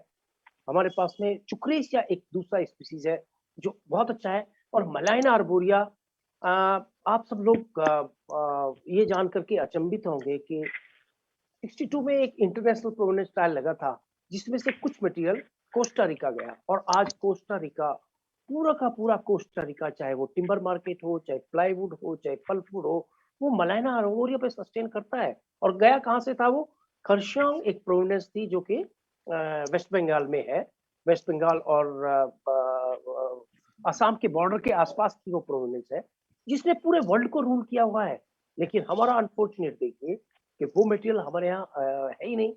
मेरे ख्याल से खासतौर से जो नॉर्थ इंडिया की जो इंडस्ट्री है, प्लाईवुड इंडस्ट्री है, खासतौर से पैनल इंडस्ट्री जो है, वो बिल्कुल भी अवेयर नहीं है कि मलाइना आर्बोरिया कितनी अच्छी स्पीसीज हो सकती है। हमें इसीलिए जो हमारी लोकल स्पीसीज है, नेटिव स्पीसीज है, उन पे काफी ध्यान देना पड़ेगा, उनको प्रमोट करना पड़ेगा। उसके लिए अगर थोड़ा बहुत हमारी मशीनरी में हमको चेंज करना पड़ता है। जॉली साहब बात कर रहे थे कि हमको 8 फीट की प्लाई मशीन लेनी पड़ेगी ताकि वो इकोनॉमिक हो। ये 4 फीट वाली जो है, मेरे ख्याल से ये टाइम चला गया है। अभी यहाँ पे इंडस्ट्री के जो है दिग्गज लोग बैठे हुए हैं, मुझसे कहीं ज्यादा अच्छा जानते हैं। तो ये 4 फीट की मशीन ठीक है, शॉर्ट टर्म के लिए ठीक थी, लेकिन लॉन्ग टर्म के लिए मुझे लगता है नाउ इट्स टाइम कि हमको ग्रेजुअली 8 फीट की मशीन को इंट्रोड्यूस करना ही पड़ेगा। इसके अलावा कोई हमारे पास रास्ता नहीं है। मैं फिर अपनी बात को कहूंगा कि हमको दोनों चीजें, रॉ मटेरियल और मशीनरी के कॉम्बिनेशन को इस तरह बनाना है ताकि वेस्टेज कम हो, यूटिलाइजेशन बढ़े। यूटिलाइजेशन को हमें सोचना है कि 1 से 2% से ज्यादा या 5% से ज्यादा हमारा वेस्ट नहीं होना चाहिए मटेरियल जो है। इस तरह से हमको लेके चलना है। जहां तक रॉ मटेरियल में बात है, मैं ज्यादा आज जो है eucalyptus versus poplar versus melia versus और की बात नहीं करूंगा, लेकिन मैं बस इतनी बात को जरूर कहूंगा कि हमको ग्रेजुअली ये सोचना है कि किस तरह से हमें अपना एक्सपोर्ट क्वालिटी का प्लाई बनाना है, rather than domestic market. We will have to consider कि हमें कब और कितना और कितनी हाई क्वालिटी का जो प्लाई है उसको जो है एक्सपोर्ट क्वालिटी का बनाना है। हमको ये भी सोचना पड़ेगा कि जो हमारा क्लोनल मटेरियल है, क्या एक क्लोन को हम 10 साल, 12 साल, 50 साल, 100 साल तक चलाने की सोचते रहेंगे, या उसको हम 10-12 साल में 15 साल में ये सोचेंगे कि हमको इसको रिप्लेस करना है। मैं अगर गवर्नमेंट जो जो डिक्लेरेशंस हैं या नोटिफिकेशंस हैं, इसके साथ जो इंटरनेशनल ट्रीटीज है, अगर उनकी मैं बात करूं, उनमें भी एक क्लोन को या एक वैरायटी को अगर आप रिलीज कर लेते हो, तो पेटेंट की तरह केवल आपको 15 साल की इम्यूनिटी मिली हुई है। 15 साल के बाद में वो मटेरियल जो है यूजलेस हो जाता है। तो जब एक ऑफिशियली एक ये है कि वो 15 साल में मटेरियल यूजलेस हो जाता है, तो क्यों हम एक-एक क्लोन को 50-50 साल, 100-100 साल चलाने की सोच रहे हैं? क्यों हम ऐसा नहीं सोचते कि आज अगर 109 या 110 नंबर की क्लोन अच्छा कर रहे हैं, तो हम ऐसा क्यों नहीं सोच रहे कि हम इन क्लोन को रिप्लेस करने के लिए और अच्छा एक मटेरियल लेके आए? इसके लिए हमें एक अच्छे R&D की जरूरत पड़ेगी। और मैं ये दावे के साथ कह सकता हूँ, चाहे वो फील्ड ऑफ मेडिसिन हो, चाहे वो कोई और फील्ड हो, अगर अच्छी R&D नहीं है, तो वो सस्टेनेबिलिटी नहीं आएगी। इसलिए मेरा सभी इंडस्ट्री प्लेयर से एक रिक्वेस्ट है, बहुत ही हम्बल एक रिक्वेस्ट है कि please invest something in R&D। R&D से आप ही को फायदा होगा। R&D का पैसा वेस्ट होने वाला नहीं है। हमको लगता है कि R&D तो वेस्ट है, भाई क्यों लगाए, थोड़ा सा इससे हम यहाँ इतना इंटरेस्ट मिल जाएगा, वहां इतना इंटरेस्ट मिल जाएगा। लेकिन अगर लॉन्ग टर्म में आप सोचेंगे तो आपकी R&D जो है जितनी स्ट्रांग होगी, उतना ही आपका इंडस्ट्री स्ट्रांग होगा, उतना ही सस्टेनेबल होगा, उतना ही लॉन्ग टर्म होगा। इसमें कहीं कोई दो राय नहीं होनी चाहिए। कल किसी ने कहा था, आज भी कहा, मेरे लिए तो ये बहुत ही एक अचंभे की बात है कि अगर हमारे पास में इतना thousands and crores of rupees अगर गवर्नमेंट के पास में आपकी इंडस्ट्री का लाइसेंस के रूप में लिया हुआ सेस पड़ा हुआ है, फंड पड़ा हुआ है। MP सिंह साहब ने जिस तरह से कहा, ये आपकी एक लोकल फोरम हो और उस फोरम का एक ये भी एजेंडा होना चाहिए कि हम किस तरह से उस फंड को इंडस्ट्री के बेटरमेंट में यूटिलाइज कर सकते हैं। मैं ये नहीं कहूंगा कि आप उस फंड को लो और आपस में बांट के इंडस्ट्री में यूज कर लो, but a part of that can go as R&D support system. और अगर R&D सपोर्ट सिस्टम अच्छा होगा, आपको अच्छे हाइब्रिड्स मिलेंगे, आपको हाई क्वालिटी के जो है प्लांटिंग मटेरियल मिलेगा। जब मैं हाई क्वालिटी प्लांटिंग मटेरियल की बात करता हूं, तो अभी ये टाइम नहीं है। अगर आज आप गेहूं में देखें या राइस में देखें, तो गेहूं की अगर बात करें, दलिये के लिए एक अलग वैरायटी उगाई जाती है, चपाती के लिए अलग वैरायटी उगाई जाती है, और मैदा के लिए एक अलग वैरायटी उगाई जाती है। तो क्या आज हम उस दौर में नहीं पहुंच गए हैं कि जहां प्लाई की बात आए तो हमें अलग तरह का क्लोन हो, जहां पेपर की बात आए तो दूसरी तरह का क्लोन हो, जहां ब्लॉक बोर्ड की बात आए तो वो तीसरे तरह का क्लोन हो, MDF के लिए अलग मटेरियल हो? क्या हम ऐसे नहीं सोच सकते हैं कि X काम के लिए हमको X टाइप का मटेरियल चाहिए, Y प्रोडक्ट के लिए हमको Y प्रोडक्ट का मटेरियल चाहिए? ये जो मिसमैच है और जो मिक्सिंग ऑफ मटेरियल है,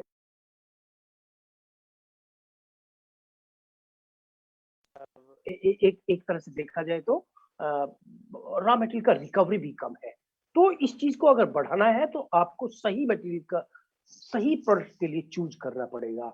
उसके लिए आपको एक बहुत स्ट्रॉन्ग R&D चाहिए, और वो कहीं ना कहीं जो आज grades of plywood and panel industry यहाँ पे बैठे हुए हैं, उनको सोचना पड़ेगा कि किस तरह से इसको डिजाइन करना है। MP सिंह साहब ने एक बहुत अच्छी बात कही कि हमको एक अच्छा नर्सरी मैनेजमेंट सिस्टम डेवलप करना पड़ेगा। मैंने कहा कि क्लोन्स में डिटेरियोरेशन आता है, लेकिन उस डिटेरियोरेशन का जो सबसे बड़ा जिम्मेवार है एक पुअर नर्सरी मैनेजमेंट, उसका सबसे बड़ा जिम्मेवार है कि किस तरह से कितनी तेजी से उसमें डिटेरियोरेशन आ रहा है। तो एक अच्छा नर्सरी सिस्टम आपको डेवलप करना पड़ेगा। नर्सरीज को सेक्टर वाइज बनाना है। बहुत ज्यादा कॉस्ट ऑफ ट्रांसपोर्टेशन जो है जब हो जाएगी, आज अगर आप कोई बात कहें, मैं बिल्कुल ओपनली इस बात को कह रहा हूँ कि some people might not like what I am telling is कि अगर आप यही सोचते रहेंगे हर बार कि मैं रुद्रपुर से मटेरियल लेके आऊं, पॉपुलर लेके आऊं, यहाँ लगाऊं, मुझे लगता है ये वेस्ट ऑफ रिसोर्सेज है, इससे कॉस्ट भी बढ़ेगी। MP सिंह साहब ने बात किया, ये एंटी क्लाइमेट चेंज एक एक्टिविटी है, क्यों ना हम इस तरह का सिस्टम डेवलप करें, डिसेंट्रलाइज नर्सरीज डेवलप करें। हम लास्ट टाइम बात कर रहे थे, बिमल साहब ने बात कही थी ये, और अश्विनी जी भी बोल रहे थे, हमारा पूरा एम्फेसिस इस बात पे है।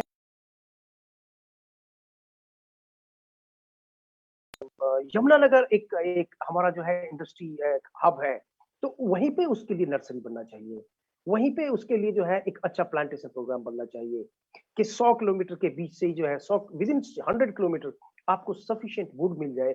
इसके लिए एक और चीज करनी पड़ेगी, जहां लाइसेंसिंग की बात है, अगेन लेट्स नॉट एम्फेसाइज कि सारा लाइसेंसिंग सिस्टम, नया लाइसेंस जो डेवलप हो वो सारा का सारा यमुनानगर के लिए हो। नहीं, कुछ हिसार में भी जाना चाहिए, कुछ जो है महेंद्रगढ़ में भी जाना चाहिए, कुछ दूसरी जगह भी जाना चाहिए, ताकि उन एरियाज का जो वुड है वो लोकली वहां पे यूज हो जाए। ट्रांसपोर्टेशन कॉस्ट घटेगा आपके लिए, ट्रांसपोर्टेशन कॉस्ट घटेगा आपके लिए, वैसे ही जो है रॉ मटेरियल का कॉस्ट घट जाएगा जो है। तो इस तरह का कुछ सोचना पड़ेगा। तो नर्सरी और क्वालिटी प्लांटिंग मटेरियल, मशीनरी, ये कुछ ऐसी चीज है जहां पे आपको बहुत ही सीरियसली और बहुत ही जो है अच्छे से जो है इस बात को सोचना पड़ेगा। जहां तक बात कही, जो ये एग्रोफॉरेस्ट्री मिशन से जो पैसा मिलता है 70 रुपए पर प्लांट या 28 रुपए पर प्लांट, मैं एग्जैक्टली श्योर नहीं हूँ उसके बारे में। ये एक मुझे लगता है कि बहुत ही ग्रे एरिया है, जिसमें आपकी फॉरेस्ट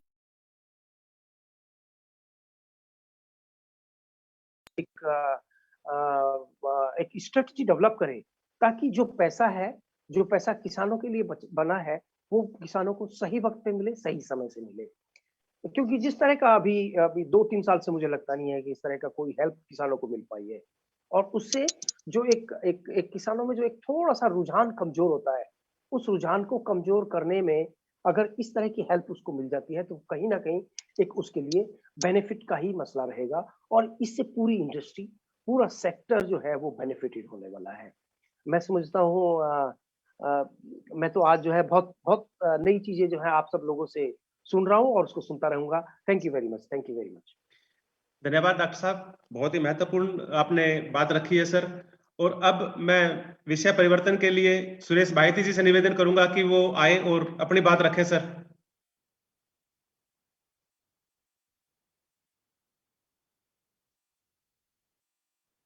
अनम्यूट।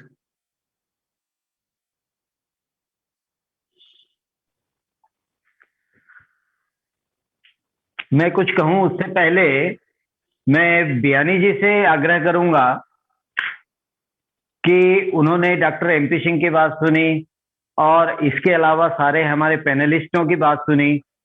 उसके हिसाब से हरियाणा प्लाईवुड मैन्युफैक्चर एसोसिएशन अब इसमें आगे बढ़ करके क्या कर सकते हैं, इसके बारे में कुछ अपनी राय बताएं। धन्यवाद सुरेश जी, धन्यवाद सुरेश जी। जी, अभी ये जो चर्चाएं चल रही थी, जी, हालांकि इसमें कुछ ये आपके अभी डॉक्टर अशोक साहब ने भी काफी जेनेटिक के बारे में बताया। जी, ये प्लांटेशन वगैरह अगर हमारी हरियाणा में अगर होती है तो ये सबसे बढ़िया है, क्योंकि अभी तो हम नेट इंपोर्टर ही हैं। यूपी में भी अगर लाइसेंस वगैरह खुल जाते हैं तो शायद वहां से लकड़ी इतनी नहीं आ पाएगी हमारे यहाँ।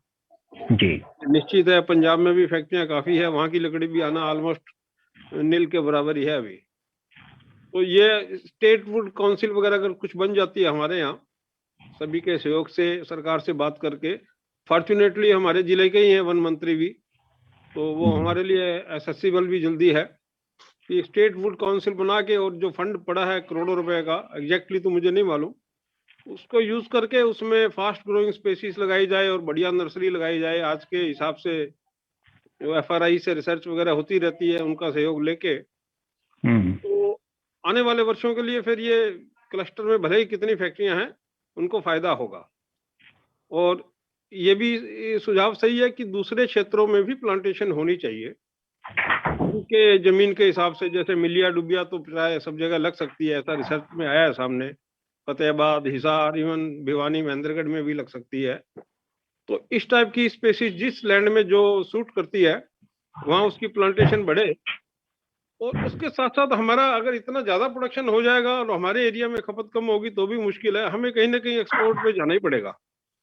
और एक्सपोर्ट ग्रेड का मटेरियल जिसे कहते हैं एमिशन फ्री वगैरह वगैरह, उस दिशा में हमें साइंटिफिक इंप्रूवमेंट जरूर करनी पड़ेगी। एफआरआई और इप्यूरिटी के सहयोग से टेक्नोलॉजी को अडॉप्ट करना पड़ेगा। तो समय समय पे हम कहते भी आए हैं, इप्यूरिटीज को भी हम लिखते आए हैं कि भी ये रेजिन वगैरह बनाने की जो टेक्नोलॉजी है, इसको आप हमें ट्रांसफर करो। तो उन्होंने भी कुछ इस दिशा में बोला, हमने काम शुरू किया है, चैम्बर वगैरह लगाए हैं। और देखिए यहाँ हरियाणा में यमुनानगर में भी हमने एक लैब पास करवाई है, उसका बजट काफी बड़ा है। और अब सरकारी काम में थोड़ा वक्त लगता है, लेकिन वो भी शायद 1 आध साल के अंदर चालू हो जाएगी, जिसमें टेस्टिंग वगैरह, एमिशन की टेस्टिंग, ये सब रहेगी।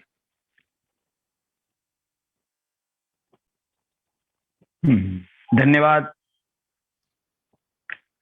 निश्चित रूप से सर, जहां हम लोग कि प्लाईवुड और प्लाई इंडस्ट्री के कैसे इन परिस्थितियों में कैसे मजबूत बन सके, और हम लोग एक इस बात पे भी जोर दे रहे हैं कि कैसे रॉ मटेरियल उपलब्ध होता रहे। लेकिन अभी तक की स्थिति तो यह है सर कि किसान, कुछ जो नर्सरी उत्पादक किसान है, वो लोग कहीं से मदर प्लांट लेते हैं सर, और उसको टुकड़े में करते हैं और उसका ही पॉपुलर बना के और आगे किसानों को सेल कर रहे हैं सर भारी रेट पे। तो ये भी कहीं ना कहीं गड़बड़ी है सर, इसको भी रोका जाना चाहिए और इसमें भी कोई ना कोई साइंटिफिक पुट आना चाहिए ताकि बेहतर तरीके से और बेहतर प्लांट उगाए जा सके सर। निश्चित रूप से सर, बहुत ही महत्वपूर्ण जानकारियां हम लोग यहाँ पे साझा कर रहे हैं सर। मैं सुरेश बैती जी से कहूंगा कि सर वो भी अपने विचार रखें सर। एक हमारे सामने अभी मुद्दा उठा था एमएसपी का, तो इसमें अभी ये बात बार बार उठती है कि अगर कोई भी एक एमएसपी घोषित कर दिया और उसके एवज में अगर वो पार्टिकुलर ग्रेड का माल अगर नहीं आया, तो उसके लिए हम क्या कहेंगे, क्या करेंगे? कि हमने तो घोषित कर दिया कि भाई ठीक है, ये पार्टिकुलर एमएसपी का ये रेट है, लेकिन अगर वो क्वालिटी नहीं आई, वो ग्रेड नहीं आया, तो फिर हम उसके साथ में अगर ये किसानों के साथ में रोज रोज की टंटाबाजी होगी, तो क्या हम इसमें किसी पार्टिकुलर क्लोन का, जैसे हमने R3 बोला या G48 बोला, क्या हम वो पार्टिकुलर ग्रेड घोषित करके कि उस पार्टिकुलर ग्रेड का ये रेट हो सकता है, ऐसा हम कुछ नहीं कर सकते? चोपड़ा जी, अनम्यूट इस बारे में कुछ कहेंगे? अनम्यूट अनम्यूट सर, अनम्यूट आप अनम्यूट करें सर, चोपड़ा जी। जी, मेरा कहना है एमएसपी तो जब गवर्नमेंट अगर खरीद करती है तभी हो सकती है, ऐसे प्राइवेट में एमएसपी होना असंभव है, हो ही नहीं सकती। गवर्नमेंट परचेज करेगी तभी एमएसपी लागू हो सकती है। सर, ये सर का कहने का मतलब है सर कि कुछ सजेस्टिव प्राइस कि भाई हम आपका 500 रुपए क्विंटल या 400 रुपए क्विंटल तो लेंगे ही लेंगे, कोई बात नहीं, चलो आप उगा लो, इस तरह से कोई एश्योरेंस प्राइस, इसको एमएसपी ना बोले सर, एश्योर प्राइस बोल दो सर, या एडवाइजर प्राइस। बिल्कुल ये होना चाहिए, लेकिन ये एक ह्यूमन नेचर है, जब दाम गिरते हैं ना तो हर एक आदमी तो है नहीं, हजारों आदमी है इसके अंदर, तो ये मेरे को लगता है, देखिए ये एक तरह से धोखाधड़ी वाली बात हो जाएगी, क्योंकि वो ह्यूमन नेचर है, हर आदमी चाहता है मेरे को कम रेट में मिले। अब किसान चाहेगा मेरे को ज्यादा से ज्यादा मिले, अभी शॉर्टेज है तो उसको ज्यादा से ज्यादा मिल रहा है, जाहिर सी तो बात है ये मुश्किल, मेरे को तो बहुत मुश्किल लग रहा है कि ये हो सकता है। नहीं, आपकी बात बिल्कुल सही है, लेकिन ये भी बात तो सही है कि इसी वजह से ये हमेशा जो है 4-5 साल की साइकिल पे चला जाता है कि हर 5 साल के बाद में रेट बढ़ते हैं और फिर दोबारा से लगना शुरू होता है। मेरे यहाँ पे कई किसान उत्पादकों से बात हुई, उन्होंने अब थोड़ा सा बदलाव आ गया है, अभी गवर्नमेंट ने लाइसेंस भी खोल दिए, अब ऐसी स्थिति नहीं आएगी और काफी इंडस्ट्री का बढ़ाव हो गया है। तो पहले क्या था, लाइसेंस नहीं थे, लाइसेंस बंद थे, क्रॉप ज्यादा हो गई, अब तो बहुत ज्यादा इंडस्ट्री हो गई है। अभी मेरे को लगता है कि निकट भविष्य में ऐसी कोई स्थिति आएगी। अभी तो दाम किसानों को बहुत ज्यादा मिल रहा है, जो 600-700 रुपया वो एक्सेप्ट कर रहे थे कि 600-700 रुपया रेट रहने से हमारा बहुत बढ़िया रहेगा, वो अभी सर अभी अंडर का जो गोलाई है ना, गोलाई कम हो गई है। अभी पहले के हिसाब से समझे तो आज 1500 रुपये क्विंटल का दाम हो गया उस हिसाब से पॉपुलर का, तो ये तो बहुत ज्यादा है। कम घट के भी कितना घटेगा, इतना नहीं घट पाएगा, खपत बहुत बढ़ गई है और डे बाई डे इंडिया में, हिंदुस्तान में खपत हर चीज की बढ़ती जा रही है। तो इसलिए अब किसानों को मेरे हिसाब से घबराना नहीं चाहिए, और ये कहना भी देखिए एक धोखा हो जाएगा कि ये 500 कर देंगे, 1000 कर देंगे, ह्यूमन नेचर है, हर कोई ये मतलब संभव नहीं लगता है मेरे को। सही है क्या कि सर की दूसरी फसलों के रेट भी अब तेजी से बढ़ रहे हैं, जैसे गन्ने पे किसान कुछ बहुत ज्यादा जा रहे हैं सर, तो गन्ना पे जाने की वजह से सीधा सीधा नुकसान सर लकड़ी उत्पादन में आ रहा है सर। मैं डॉक्टर सिंह साहब से निवेदन करूंगा एमपी सर से कि क्या सर इसमें कोई चेक एंड बैलेंस हो सकता है सर कि सजेस्टिव प्राइस में कुछ इस तरह से कुछ? देखिए, इसके लिए जो हमने बताया था कि स्टेट फोरम बनाएंगे, जब would council, state would council बनाएंगे, वहां पर किसान के भी प्रतिनिधि होंगे, सरकार भी होगी और इंडस्ट्रीज भी होंगे। तो वहां पर आप इस तरह का निर्णय ले सकते हैं ताकि एक किसानों को एक एश्योरेंस रहे कि हाँ इंडस्ट्री इस रेट पर कम से कम लेगी, इस ग्रेड का टिम्बर इस रेट पर लेगी। तो इस तरह का एक इनफॉर्मल अनाउंसमेंट होगा, कोई इन्फोर्सेबल नहीं होना चाहिए, कोई लॉ से इन्फोर्सेबल नहीं होगा। ये एक म्यूचुअल कॉन्फिडेंस बिल्डिंग की बात होगी।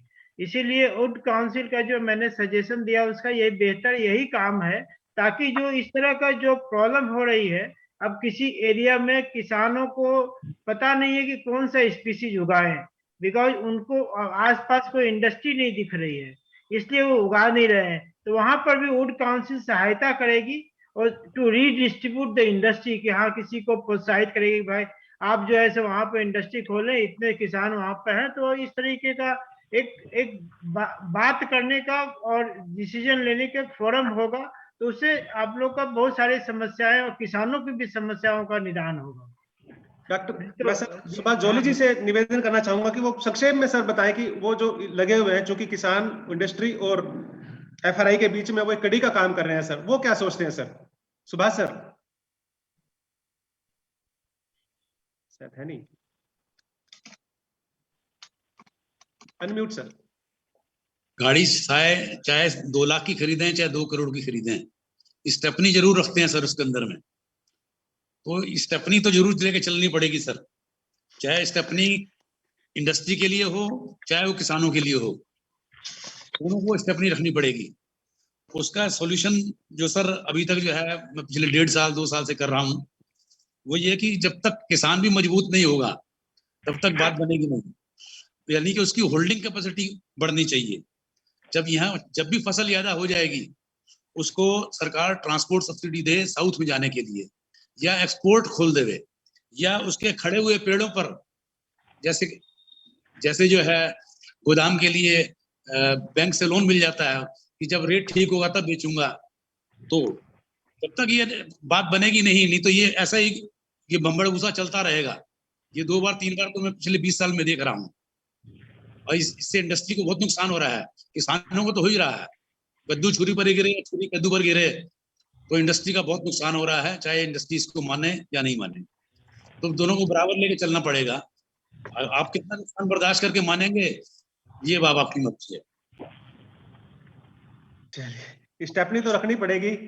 जोली सर ने बहुत ही कम शब्दों में बहुत ही बड़ी बात बोल दी सर आपने। बहुत मुझे लगता है कि ये इस पूरी बातचीत में सर सबसे महत्वपूर्ण बात जो आपने, ये महत्वपूर्ण फिलॉसफी आपने दी है सर, जो ये बहुत ही कारगर रहेगी सर आने वाले टाइम के लिए।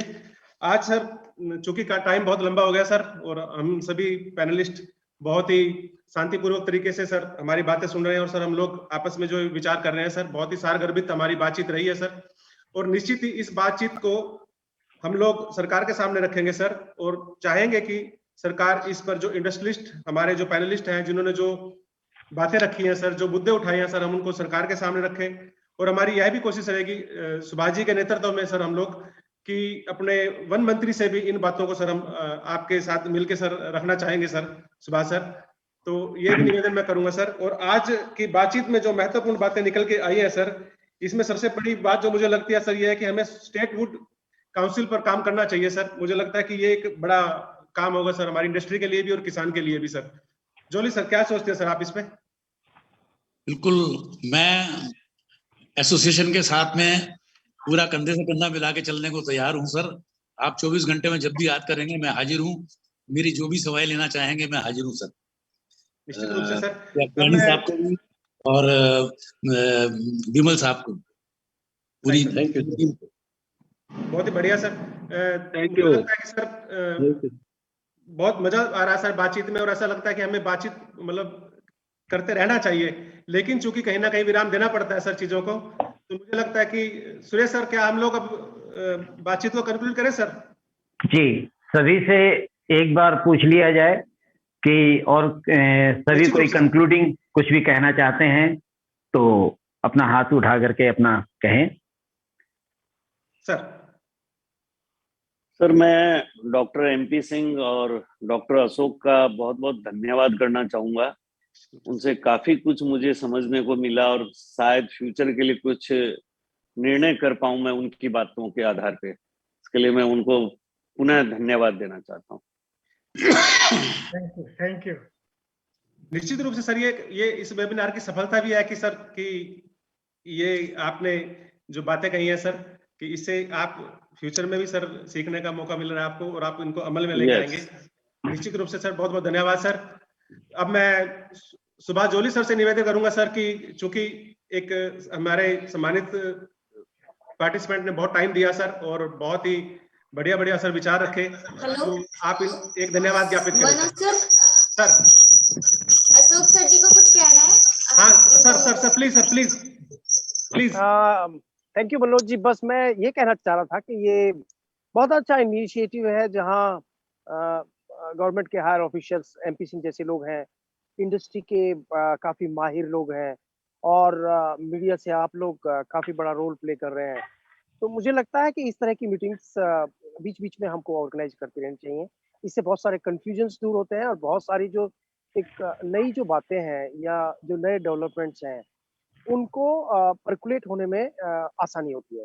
तो मेरा एक ये निवेदन रहेगा आपसे भी, बैती साहब से भी, मैं आपको धन्यवाद भी अदा करना चाहूंगा। आप दोनों लोगों को एज मीडिया पर्सन आपने एक इतनी अच्छी मीटिंग ऑर्गेनाइज की है और मैं एमपी सिंह साहब से बगैर बात किए उनको कॉन्फिडेंस में लेते हुए इंडस्ट्री को और आप सब लोगों को धन्यवाद अदा करता हूं कि आप लोगों ने हम दोनों को जो है इस योग्य समझा कि हम आपकी मीटिंग में पार्टिसिपेट कर सके। Thank you very much. निश्चित रूप सर आपकी उपस्थिति से सर ये पैनल भी गौरवान्वित है सर और हमें भी बहुत अच्छा लग रहा है सर आपकी बातें सुन के और हमें भी बहुत ज्ञानवर्धन हुआ सर।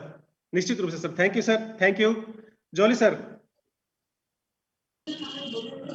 सर इसके लिए तैयार हैं और दूसरा जब भी हम अगला सेशन करेंगे वो टेक्निकल सेशन करेंगे और अपने इंडस्ट्री के भाई लोग भी रहेंगे और एमपी सिंह साहब से रिक्वेस्ट करूंगा कि वो भी रहेंगे ताकि उनकी गाइडेंस में जो है ये सारा काम हो।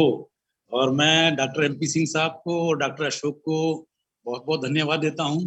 तो मेरी लगभग जो है इनसे हर 10-15 दिन में कभी कभी तो रोजाना दिन में 3-3 बार भी बातचीत होती है और मुझे पूरा सहयोग मिला।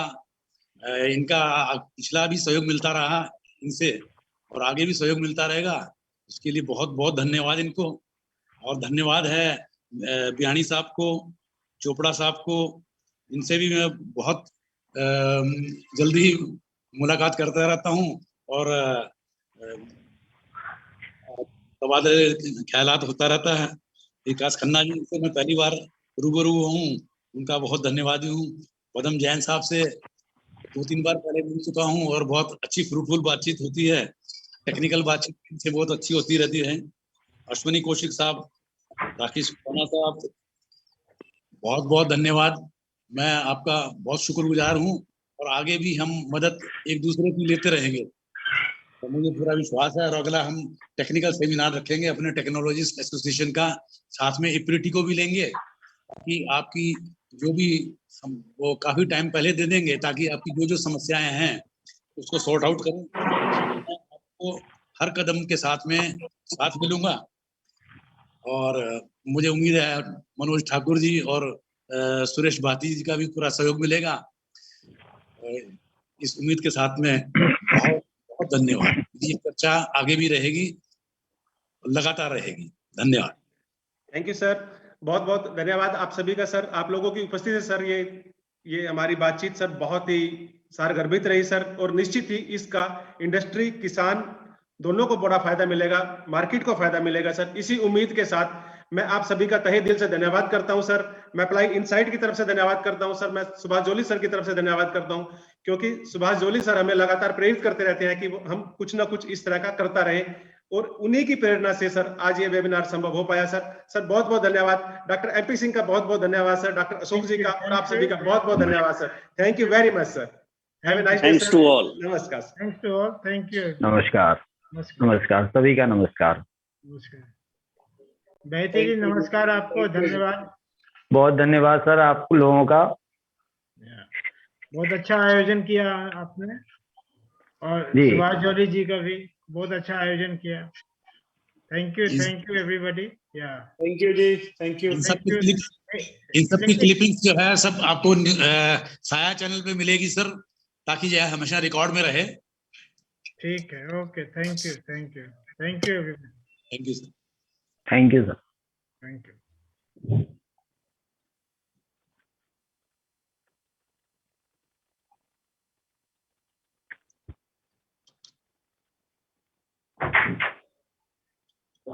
हो गया।